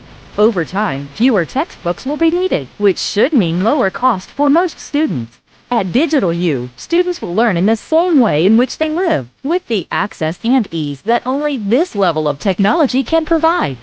And Digital U doesn't just transform the student experience. Faculty can use their devices for everything, allowing for more time and access to teach and guide their students. The Digital U program is made up of many advanced elements, including replacement of some traditional textbooks with e-books, incorporation of Apple TVs in the classroom, specialized new learning apps, the ability to attend class on their device while traveling for sports, music, and other CMU activities, improved communication and collaboration, greater faculty-student connection, and so much more. Digital U incorporates these dynamic digital experiences into the traditional classroom, and students come energized, engaged, and excited to learn. Digital U is not a replacement for traditional learning. It's an enhancement, providing new and greater ways of learning. At last, a connective traditional education that moves at the speed of the real world. Get more from your college experience with CMU's Digital U. Contact us today. CMU. Be more. Back at halftime at Central Methodist. Grandview with a 36-0 lead. Big score, and here are your halftime stats to kind of back up those numbers. First downs in the first half of play. Grandview with 11, Central with 6. Rushing attempts and yards, Grandview 21 rushes for 127 yards. Central 16 rushes for 9 yards, single digit. Passing yards net, Grandview 76, Central 39. 11 of 16 for Grandview from throwing the ball, no interceptions. 4 of 13 with an interception for Central. Total yards, total plays, Grandview 37 plays, 203 yards. Central 29 plays for 48 yards. That's less than 2 yards per average per game. Go. 4 punts for Central. Fumbles, Grandview's lost 1. Central has not lost any. Interceptions, 1 for Grandview, and they returned it 45 yards down inside the 10. So here's the number that used to be really important in college football and in high school football for that matter, possession time. If you win possession time in the past, you were winning a football game. Central's winning the possession time 19 minutes and 17 seconds to 17 minutes and 21, but yet they're down 36 points in the game. So a lot of that comes from the penalty for kicking the ball out of the end zone when the snap went over the punter's head, and Grandview got the ball first and goal at the 3. And then another time the interception ran it back inside the 10-yard line, and it was a short drive from there. So the first drive of the ball game was the long drive for Grandview as they took the ball 70-plus yards down the field and scored. But I want to again thank the corporate partners for their continued support of CMU Athletics: MFA Oil, the Braun House, Jennings Premium Meats, Community Auto Sales and Service, AirLink, Drury Hotels, and Missouri Pacific Lumber. And you, Nick, you may travel a lot. I love Drury Inns. Oh, yeah, I do too. The free popcorn and the free food in the evening. I love the breakfast more than anything, the French toast. The hot breakfast and a variety of things. In the evening they have free popcorn, free hors d'oeuvres, free snack stuff, and they have a soda that you can get out of a machine, and you can get it all night long. So it's a great place. Did a lot of that when my son traveled playing baseball. We loved staying at a Drury because you didn't have to go any place for an evening meal on a regular basis. You could stay there and eat the wings and the other stuff that they had. Oh, yeah, it was really nice. The free popcorn, I loved it because my brother played travel baseball. We moved around quite a bit, and talk about it more after the kickoff here. Central's going to get the ball to start the second half.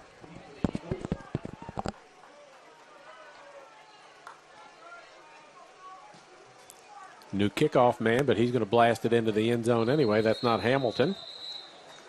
Touchback, Central Methodist football, first down 10. Ball for 25. There's Cody Kruszwitz kicking off. He's the punter who hasn't had anything to do today.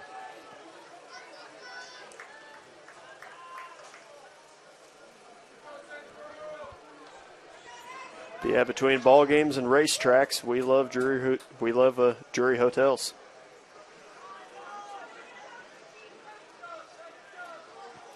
Brown in at quarterback. See if the Eagles manage to figure out something at halftime.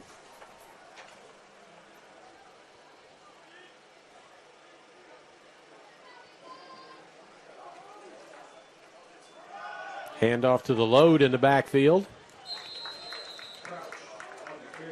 Marcus Crouch doesn't give his height and weight, but On the stop for Grandview. Gain of 3, second down 7.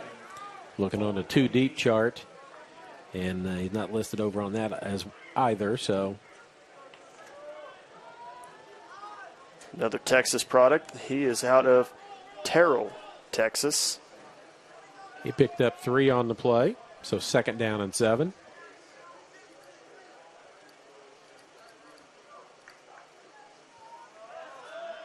Outside here. Corey Luke, I believe, with the catch. Corey Luke on the reception. First time we've called his name today, and it's a first down out to the 35-yard line. Corey is from Stanberry, Missouri, where they play 8-man football, and they are towards the top of the polls every year. Yeah, if you've never watched an 8-man football game, it's a track meet.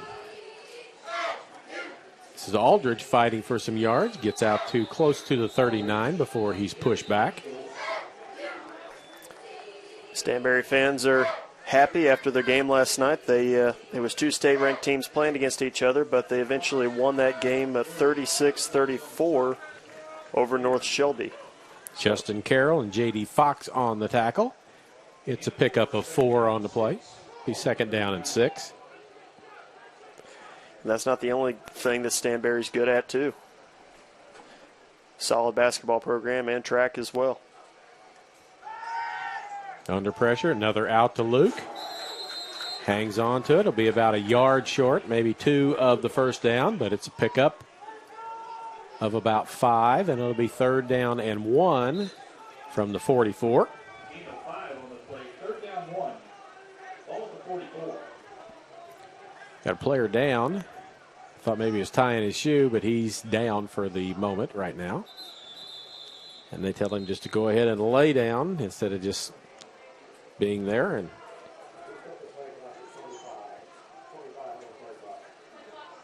And we'll see if they start dealing with an ankle or flexing if he has a cramp perhaps, because it is warm. And that's one of the offensive linemen. Especially when you're playing on a turf field, too. Yeah, it's not as bad as it used to be.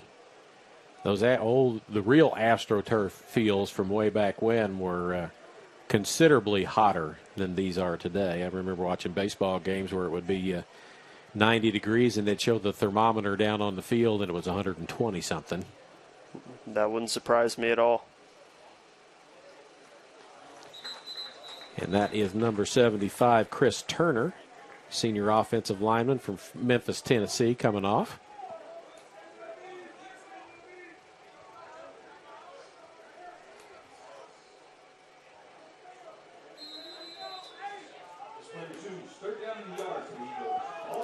Third and 1.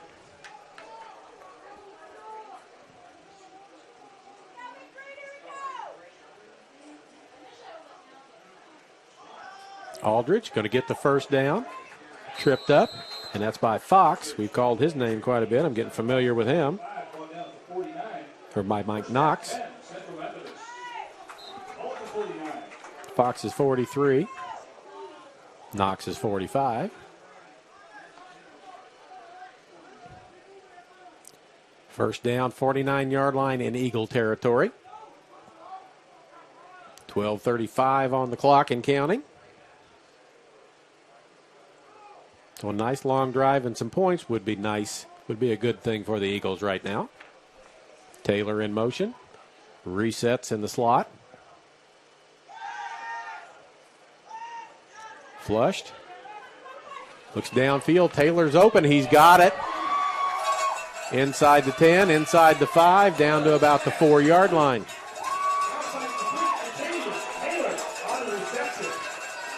So we hear from Catavius Taylor from the 49-yard line down to the 3. 48-yard completion. First and goal for the Eagles.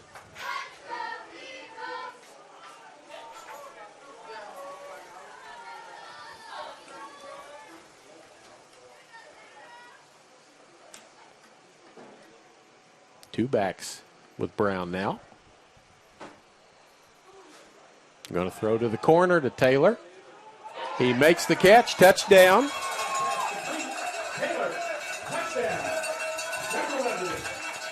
Catavius Taylor with a catch. The big catch to get it down there, and then the 3-yard touchdown pass. We'll have that replay for you right after this extra point. As Petrin comes in to try it. 36-6 right now with the extra point pending.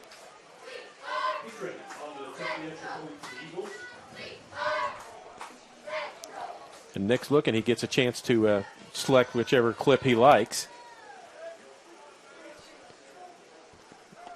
Doesn't look like we grabbed it, so extra point is good. We'll work on that.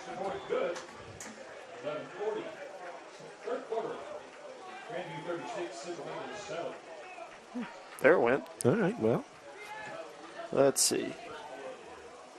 Is that it? Click it there and see if we can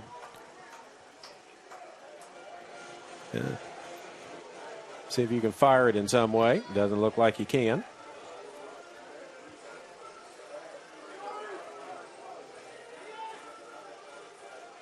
Well, we're trying to get it to you folks, but it's not going well, as it looks like it's gotten in the wrong spot.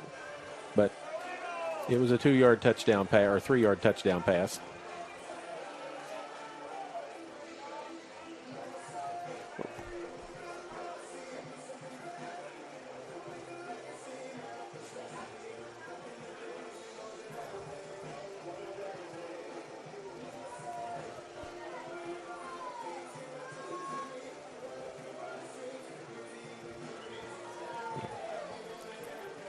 Petrin to kick off.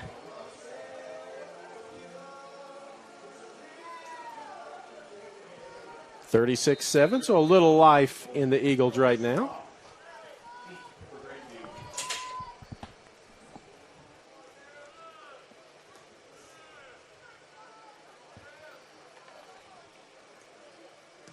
Petrin kicks over the front man's head, and it's going to roll out of bounds at the 2 and come out to about the 40-yard line.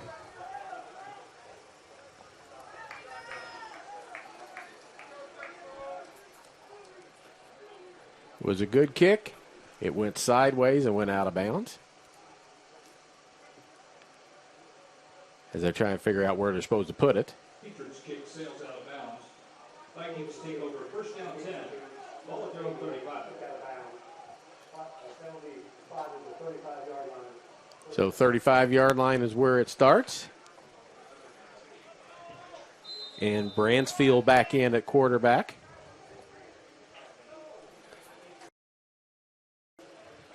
Presley running back, out to him in the flat, but too high. Bransfield's pass intended for Presley, incomplete. Second down 10. Little tall.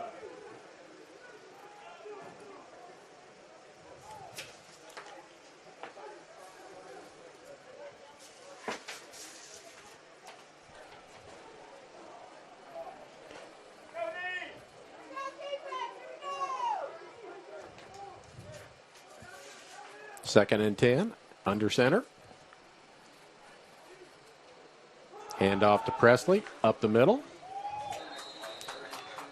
32, London Chambers. He's the second leading tackler on the team, and he's played one less game than everybody else has played. He's only played in 2. This is his 3rd game. Everybody else is on their 4th, and you can see why. He's been involved in a lot of tackles. In the first half alone, he had 8 tackles recorded. So he's going to get double digits in this as it's 3rd down and about 7. Looking deep, throwing the ball deep. Spry, the wide receiver, shucks off his man and gets down inside the 15-yard line. Kari Henry on the coverage. But that play goes from the 38-yard line down to the 14. 16, first down, 10. Grandview. 48-yard completion at the 16. 56-yard completion. Big hit nonetheless for Bransfield. Hands it off on a draw play. Chambers has got him again. Avery Gates, the ball carrier. So Avery Gates is number 2. Jensen Gates is number 4.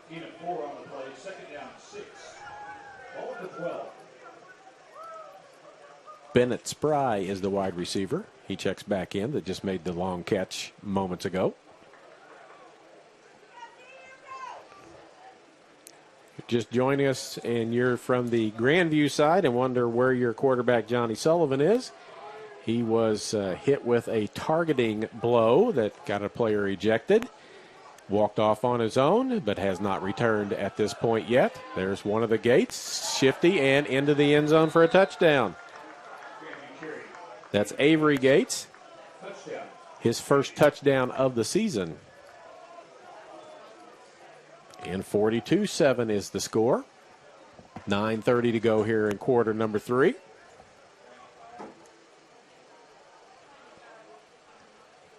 Hamilton on to attempt the extra point.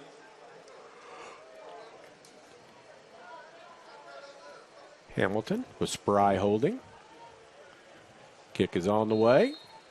Good. Hamilton's kick is good. 43-7.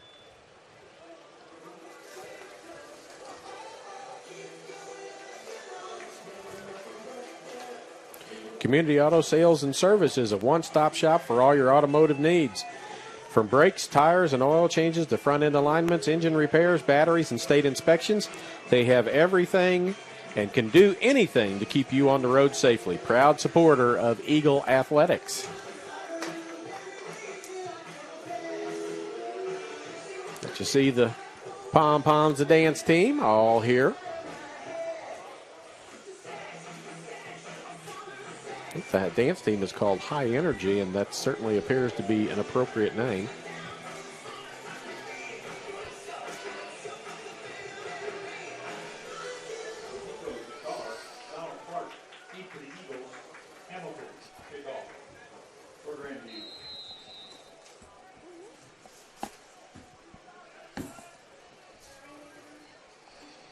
Donald Clark back.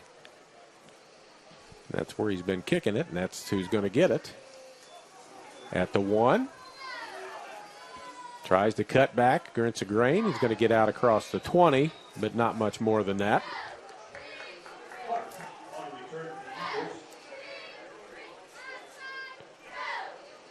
Anthony Harper, possibly. There's got 2:22, so it's either Harper or Hill that made the tackle. PA announcer just says 22 and leaves it at that. Hill, Williams, Taylor, bottom of the screen. Yeah, I think it was Harper because you got a 22D and a 22O, so I assume 22D means defense. But that's be my guess too. Low snap, handoff. Uh-oh, there's an injury as he comes up lame at trying to get around the corner. That's Aldridge on the carry, but he hurt something in his leg trying to make that cut and go outside because he just crumbled. and went to the turf. Mark down to 19.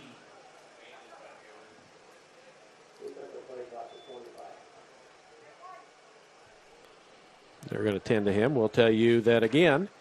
Next week, Central goes up to Marshall to play Valley, 1 o'clock. And then the week after that, on the 21st, they will be back home against Benedictine, and Grandview beat Benedictine last week for one of their 2 wins of the season. They are 2-0. Eagles 2-1.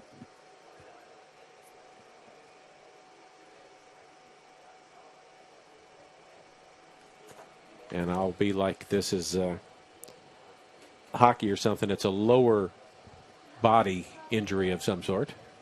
Yeah, especially if he just crumbles down after making a hit trying to make a cut Trying like to make that. a cut, yeah. So we'll talk about some other things that are going on, and we'll talk about another one of the supporters of Eagle Athletics that make this all possible. Well, he's up, limping off a little bit. Limping off quite a bit, being helped off the field. So maybe it's not as bad as it appeared. But it is a right leg injury of some sort. And he lost 3 yards on the play, so it's 2nd and 13.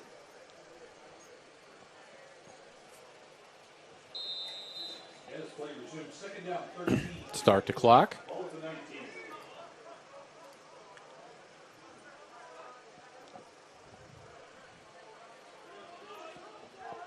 19. Catavius Taylor in motion. Out in the flat to him. Holds on to it, but he's hit immediately. Wrapped up, held on to, and taken down. Lots of whistles blowing to stop the extracurriculars.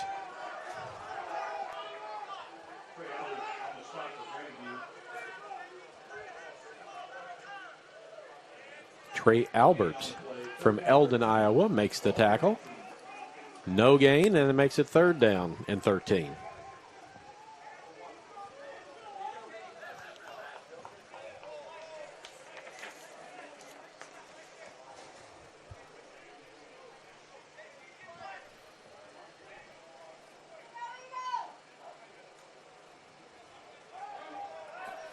Brown looking for something because they're throwing the ball deep and almost intercepted. And we'll get the clock fixed for you in just a second. Intended for Correll Hill. Incomplete. Be 4th down.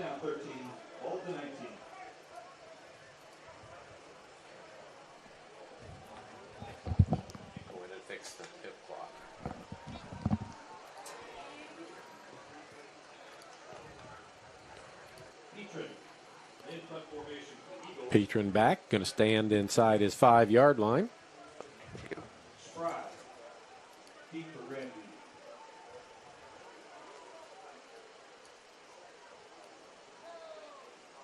Let's see.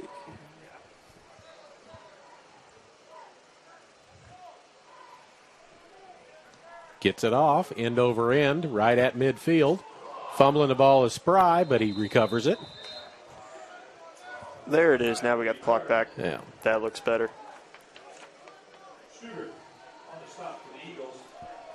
So after the muff punt that was recovered by the receiver, Spry, it's at the 48-yard line in Eagle territory. So a 2-yard return. And the Eagle defense is back out on the field, and they're down 43-7.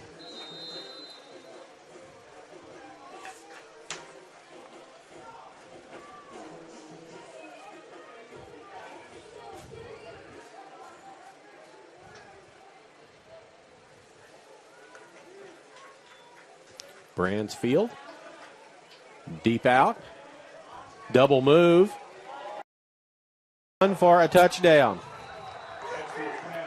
Cole Henderson, sophomore out of Carlisle, Iowa, 48-yard touchdown pass. He ran an out and up, got rid of the defender, caught the ball, and took it in the end zone.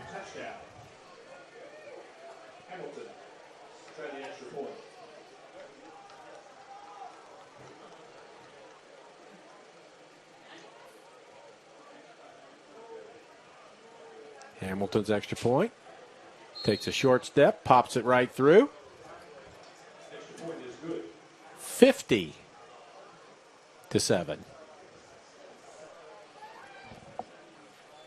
We're not halfway through the third quarter yet.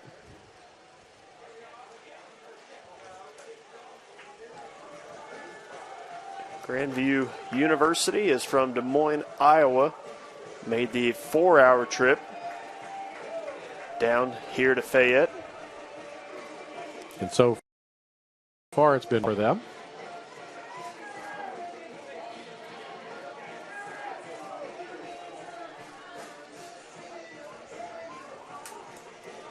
And the punter, Krishwich, freshman out of Nevada, Iowa, or Nevada, as it would be in Missouri. It says, and all right.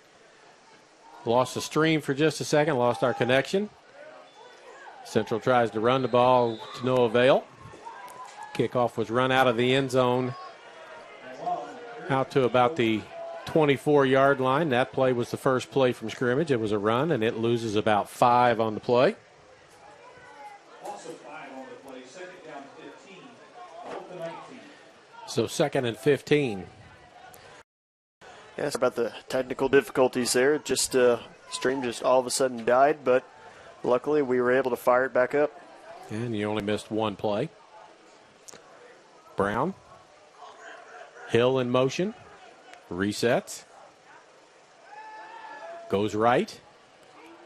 Taylor picks up maybe the 5 that was lost on the previous play. He's got double coverage on him. Gains 3 of it back. 3rd and 12.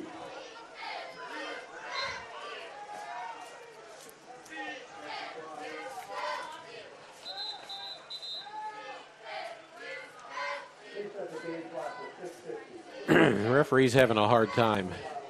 He's not happy with the clock operator right now. He tells him to reset it and what to set it to. And I've heard our friend Rachel say stop the clock a couple times. I don't think she's the one running it. If they're letting it run, that's a good thing. If they're not letting it run, it probably isn't helpful. We'll give her a shout out too for always helping us get set up. 3rd and 12. And here comes the defense. Flushed out. Throws it across. Almost picked off. 32. Seth Adrian almost had a pick heading the other direction. Goes off his hands, goes off the receiver's hands. It's 4th down. And Petrin back in to punt again.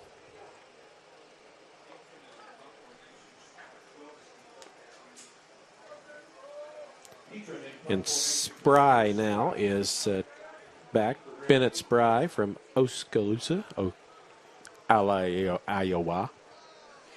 Another Heart of America Conference rival from Oskaloosa, William Penn University. Made the choice to go to Grandview instead. High kick. Fair catch called for by Spry. He makes it around the 40-yard line. Fair catch. Mark at the 41, 38-yard punt for Petrin. First down 10, Grandview. AirLink Rural Broadband is your local wireless and fiber internet provider. Family owned and operated with coverage options in Sheraton, Howard, and Saline counties and surrounding counties. Interested in wireless or fiber service? Visit us at airlink123.com for all info on all of your internet needs.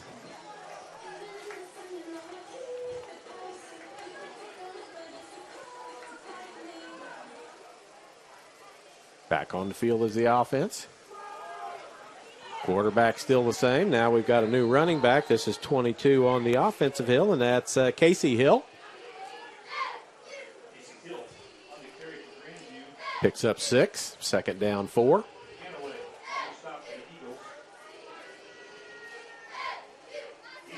Trevor Ganaway, big guy from Marceline with tackle there. Big guy is correct. Yeah, I've watched him play quite a bit. Like I said, I'm from Paris, and we're in the same conference as Marceline, so we saw him quite often. Bransfield, short out into the flat. Couple of blockers out there.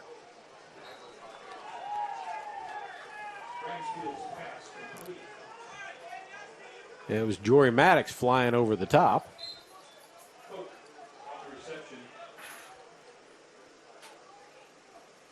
The referee wants that clock to keep running, even though those chains are being moved.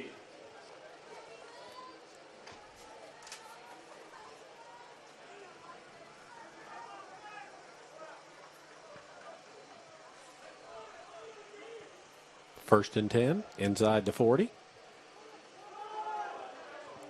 Handoff. Grinding out yardage, close to another first down.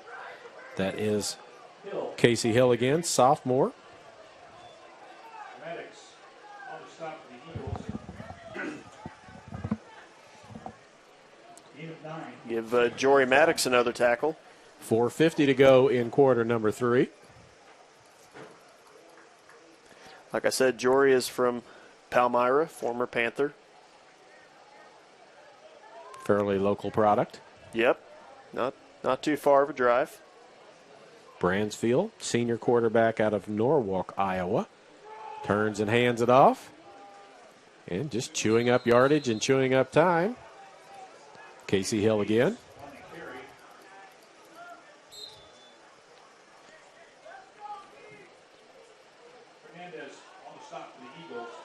Oh, no, it was number 2, Avery Gates, with that carry. Not 22, just 2.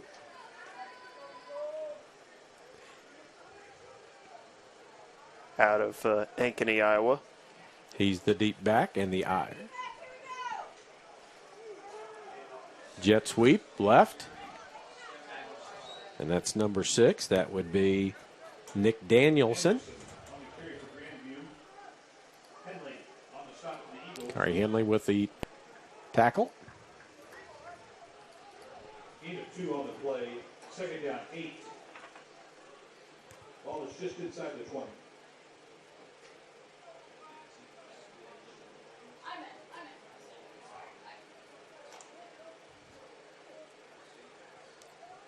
See some action on the sideline on the Eagles side with a couple of quarterbacks warming up. Don't know if we're going to see a change. And Coach Galloway didn't really want to do that. And there's a big hit in the backfield.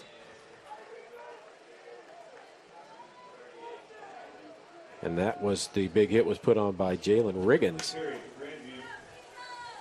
a freshman out of Florissant, Missouri, St. Louis area. Along with Ganaway.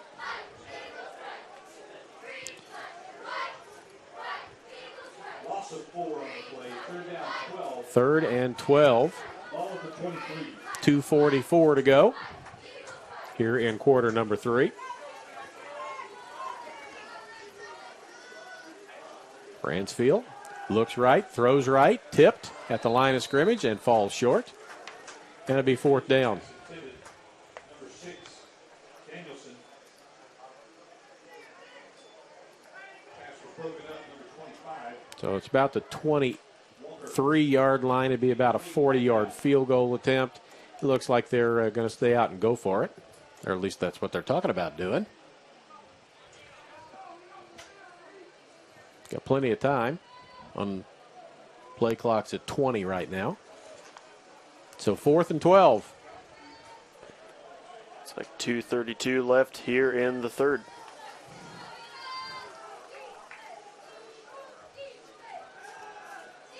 Rolling right, throwing right, out of bounds, and the Eagles will take over as the defense holds, but we have a flag in the middle of the field, right about the line of scrimmage. So we'll see if that's an illegal man downfield. If it's against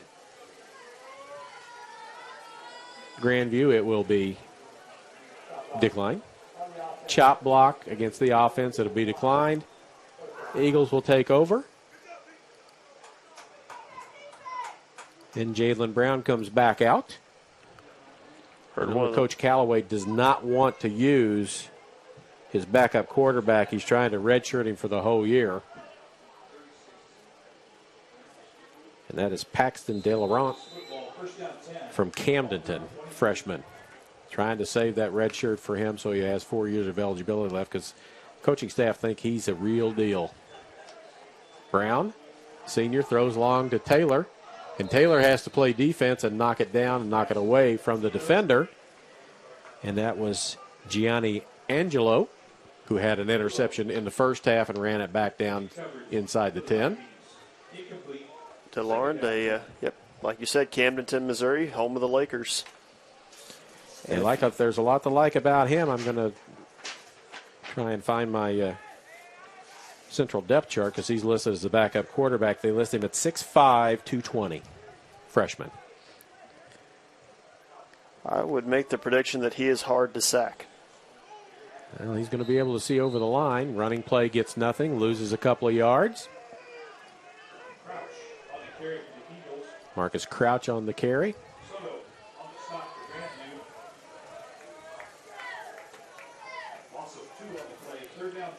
Third and 12 after a loss of a couple. Speaking of Camdenton, they have a 5. Let's see, not any in recent years. Most recent was 05. 5 state championships under head coach Bob Shore. Brown back to pass again, flushed, got pressure all over, rolls out right, looks across, can't get it as it was intended for Corey Luke, but out of his reach, and it'll be 4th down. And here comes Petrin. 1:44 to go here in the third quarter.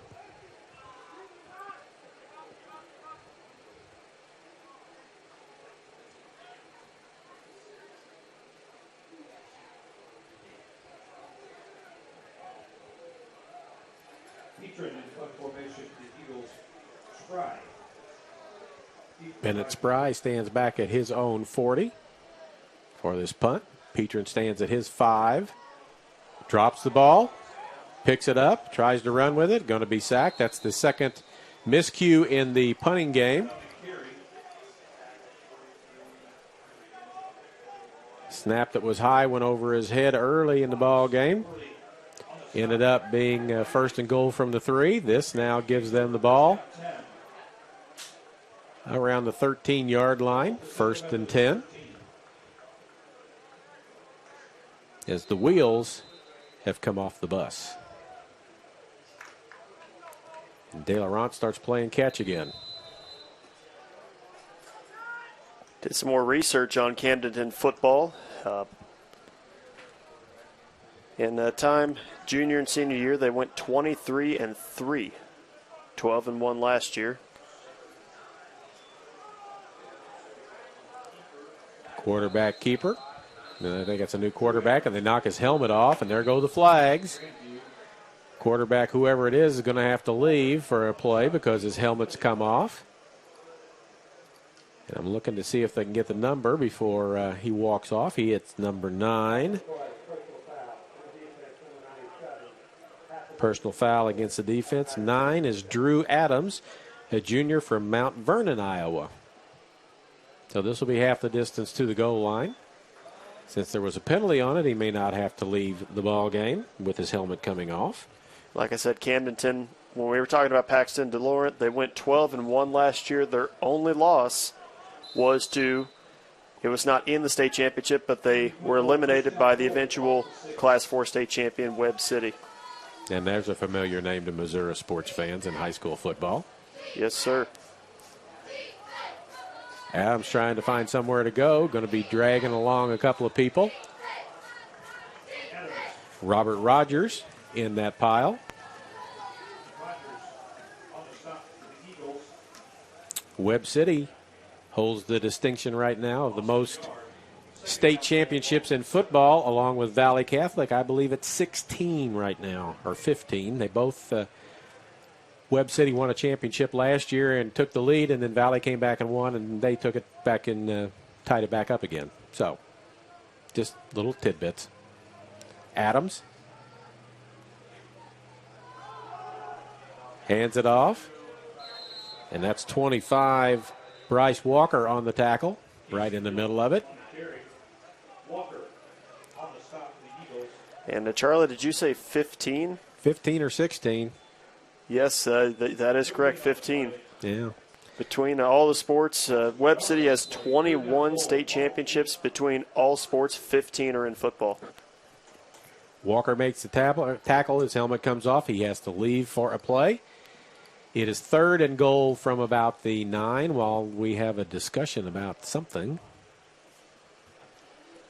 And it looks like we have the end of the 3rd quarter coming up as it's counting down to 3, 2, 1.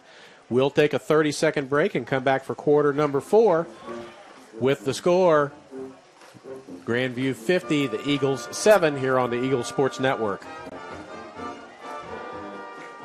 At last, an approach to teaching and learning that connects the traditional classroom to the real world at Central Methodist University.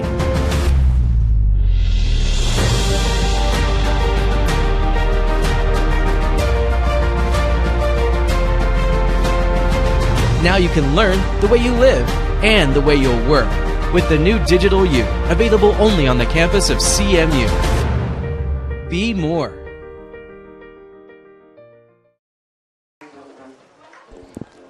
Fourth quarter action about ready to come at you.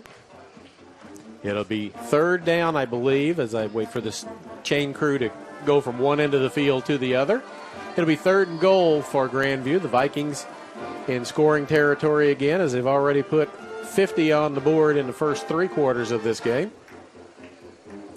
And since we had a break and all, Bryce Walker's back in the ball game. He had to leave for a play because his helmet came off. The end of the quarter happened, so he's back on the field. Charlie, I got a big score update for you. What is that? The Missouri Tigers took down number 17 ranked LSU 45-41. I would ask you to recheck that, but I'll go with that. It is correct. First career win for Coach Elijah Drinkwitz. Pass across the middle. Caught. Touchdown for Grandview, and we will see. That looks like 81, if I can see that correctly. That's Cole Henderson. That'll be his 2nd touchdown catch of the ball game. That'll go down as an 8-yard touchdown catch.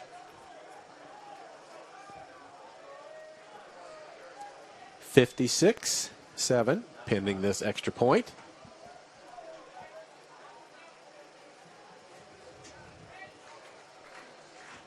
Henderson out of Carlisle, Iowa. Hamilton with the extra point. Just continues to knock it through. 58. They haven't put the point up on the scoreboard yet. Oh, no, 57 is correct. It was 50. You're correct. That's right. 50-7. 57-7 now.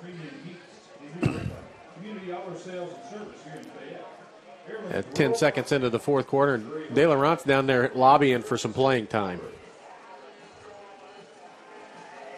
And the coaching staff's coming over and talking to him, so maybe he's going to get a little action. I don't know how much in Division I play you can get in You can get in 4 ball games, I believe, and still keep your red shirt. I don't know what it is for NAIA rules, but we may see him yet. And he may get his feet wet right now for the rest of this year in preparation for next year. We'll see if the young man gets to come out with the offense or whether he's still on the sideline.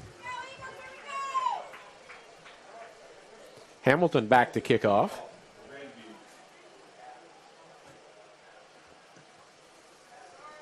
Into the end zone, backing up. Going to take a knee, and that's where it'll start. And De Laurent's walking like he's coming onto the field. So here comes the college debut in Fayette of Paxton De Laurent.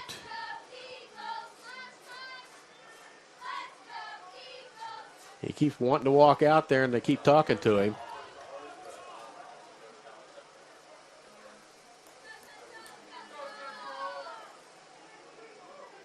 So they're going to mark it on the near side of the field.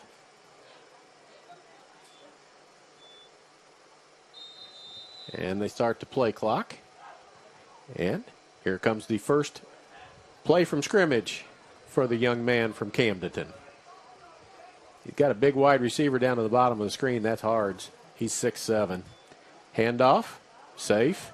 Not going to go very far, but it gets a little bit. as that is Manuel Langlois, now the announcer says. So if he's from Louisiana, maybe that's a French pronunciation.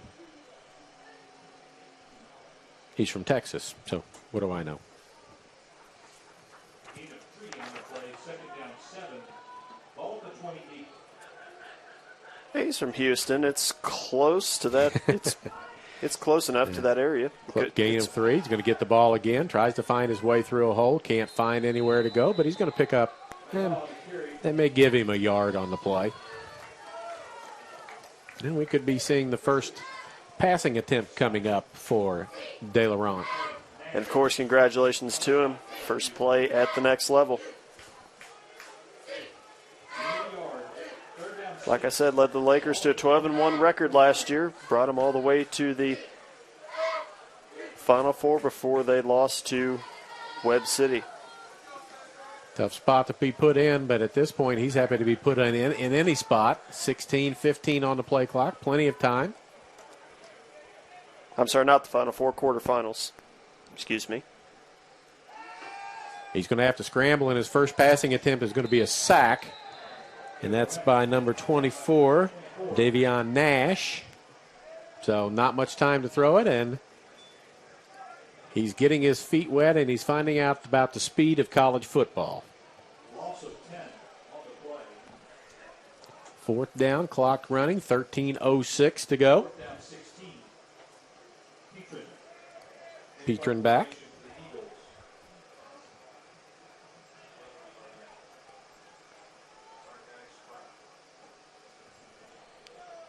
Spry standing at midfield waiting for the punt.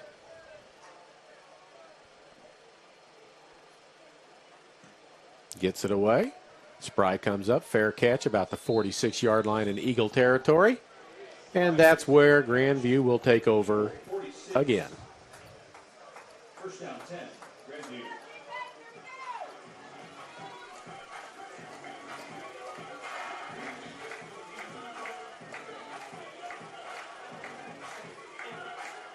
At the 46. A lot of the same numbers still out there for the Eagles defense. Back in is number 9, Drew Adams at quarterback.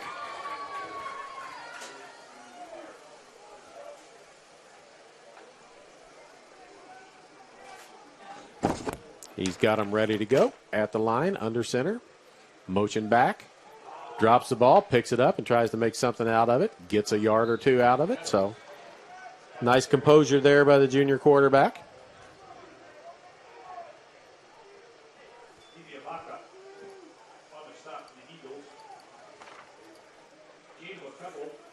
Benjamin Diabamaka gets credit for the tackle. Defensive lineman out of Lancaster, California.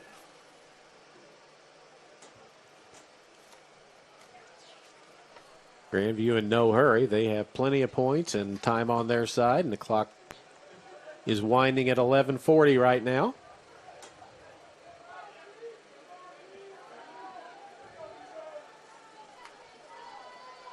Adams hands the ball off. That's number 26. Trey Coleman, a senior out of Paducah, Kentucky.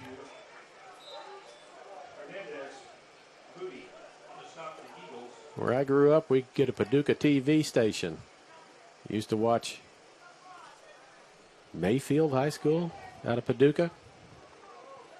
They'd be on TV on a regular basis. That was way back when. Yep, so you go down in southern Illinois, Paducah, Kentucky is just right across the Ohio River. Yep.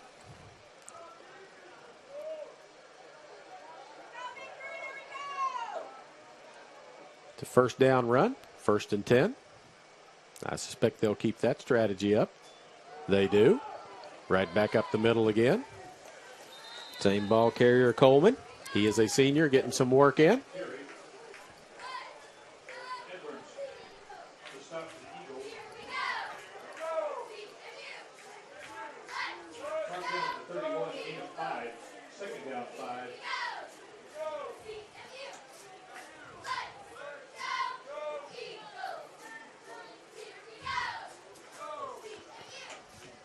Clock running, 10:16, 16 seconds on the play clock. Haven't broken the huddle yet. They're going to soak this up, run it, play clock down as far as possible, run the football, keep the game going, try and get out of town without any issues. Coleman again.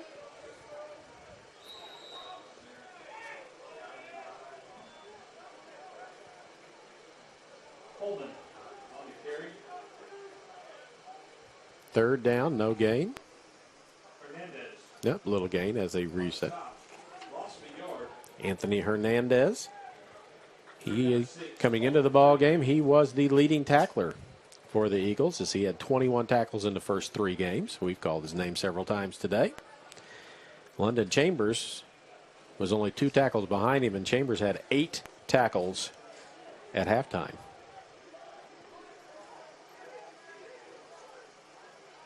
Adams, 5 on the play clock, low snap, tucks it, runs it up the middle, going to pick up the yardage and get a first down. Move the sticks and keep the clock going. The referee does not wait for the grounds crew to chain crew to get set up. He says start the clock and let it run. We're under 9. First down 10, Grandview. All the 23-yard line.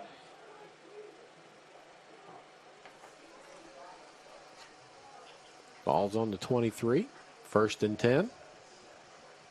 12 on the play clock. They'll run it down. Coleman's getting a steady diet. He's picking up yardage enough to get first down on a play or two, and he's going to get it again up the middle. Keeps churning, and he's inside the 20-yard line, down to about the 19. Gain of 4. And Hernandez and Chambers on the stop. Second down 6, ball to 19. Two guys from 2 different parts of the country. Chambers is from New Britain, Connecticut,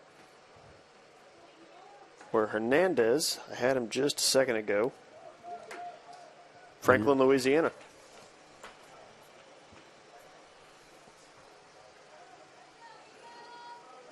New running back in, and he gets the ball after the low snap, or a different running back. I think this one's been in before. If this is 22, it is. That's Casey Hill. Be 3rd and 2. Under 7.5 to go now. As Coleman checks back in. Hill checks out.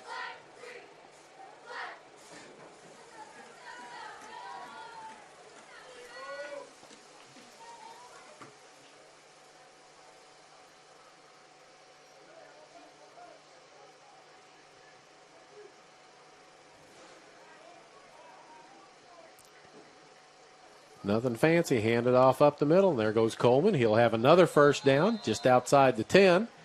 So it'll be 1st and 10 from about the 11.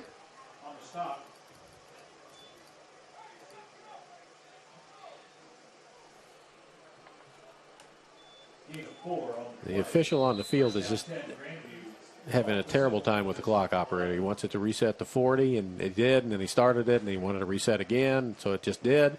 So we're at 30 on the play clock, so there's no hurry. 6:40 to go and 25 on the play clock.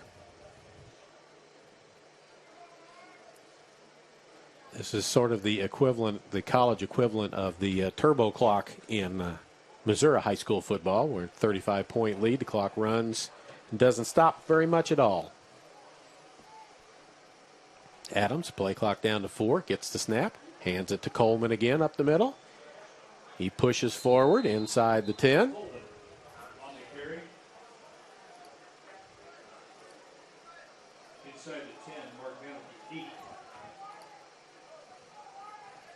And now this official is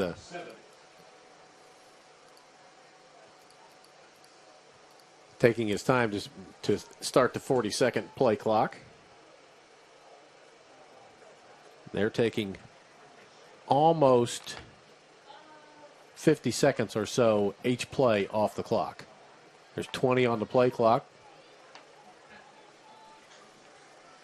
4:15 now and 5:35 on the game clock.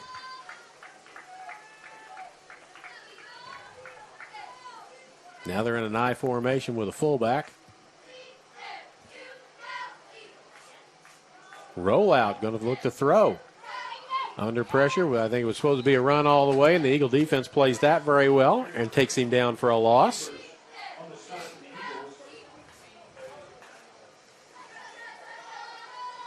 Chambers and Isaiah Studard, sophomore from Austin. Loss, and it'll be 3rd down and 10.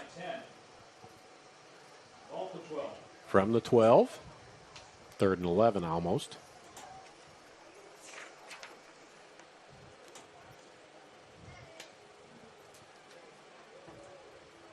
No hurry from Grandview. They have the lead and the ball. Clock is their friend. 10 seconds on the play clock. 4:35 to go in the ball game.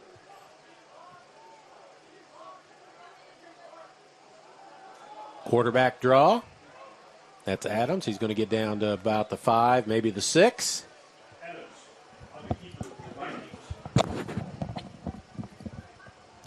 Fourth down. And here's where you're kind of damned if you do and damned if you don't. If you kick a field goal, you're running it up. So your other option is to run the ball, run a play, and if you score a touchdown, you'll get accused of running it up.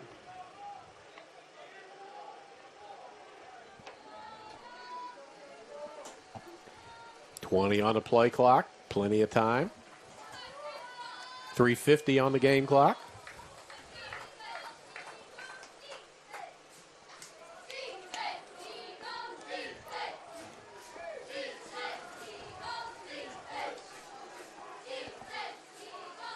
He was trying to tell the wide receiver to stay put, but he didn't. And it's going to be stopped short of the goal line as Casey Hill's taken down, and the Eagles will take over. And De Laurent comes back out for his second series of college football.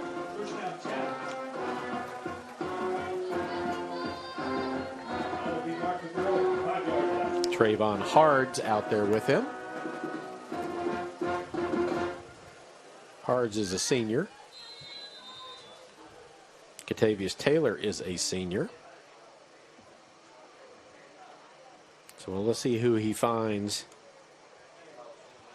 for his first pass completion, if that's what they do. It's not a great spot inside the 5. Little running play. Langlois for a couple yards. Well, 1. Young man from Camden that's not had favorable position to start his passing career in college. He has not. Been in the shadow of his goal post both series that he's been in there. 25 on the play clock.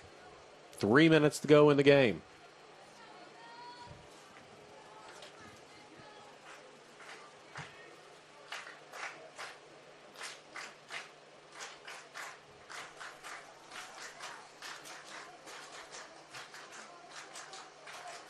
And there will be a false start, and that'll move him back 5 yards.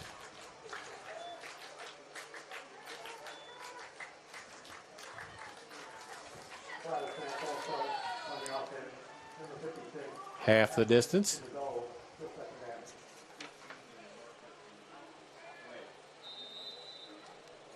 Clock restarts at 2. Well, no, it doesn't. He's going to have to soak his shoulder tonight afterwards. Bouncing outside, trying to get some yardage. Not back out to the 5. Down around the 4. Langlois again. 3rd down and long. Gain of a yard. 3rd down 11. Ball to 4.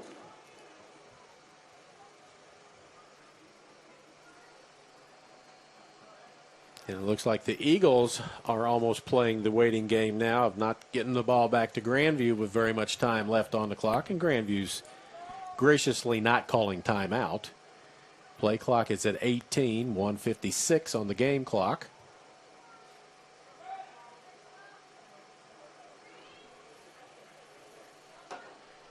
So we'd hope at this point in time, if Grandview gets the ball back, it's a knee and get out of here. De Laurent back to throw.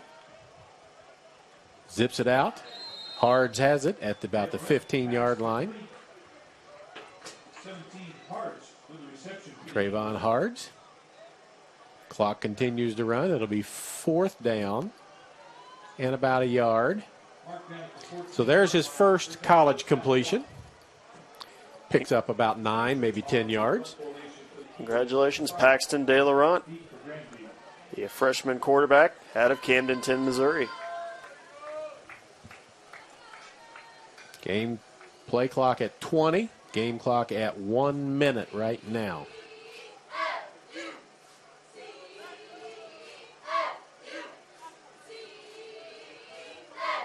We've called Petron's name almost as much as we've called any of the offensive players' names. Gets the kickoff.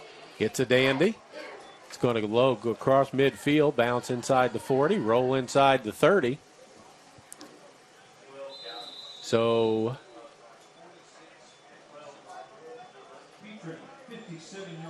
a 57-yard punt, they say. 37.5 seconds. That's one kneel down, and the game could be over. Speaking of Petron, he's one of our players from Florida. Bunnell, Florida is where he calls home. So let's see what Grandview wants to do with 34 and a fraction of seconds left here in this game with a 57-7 advantage.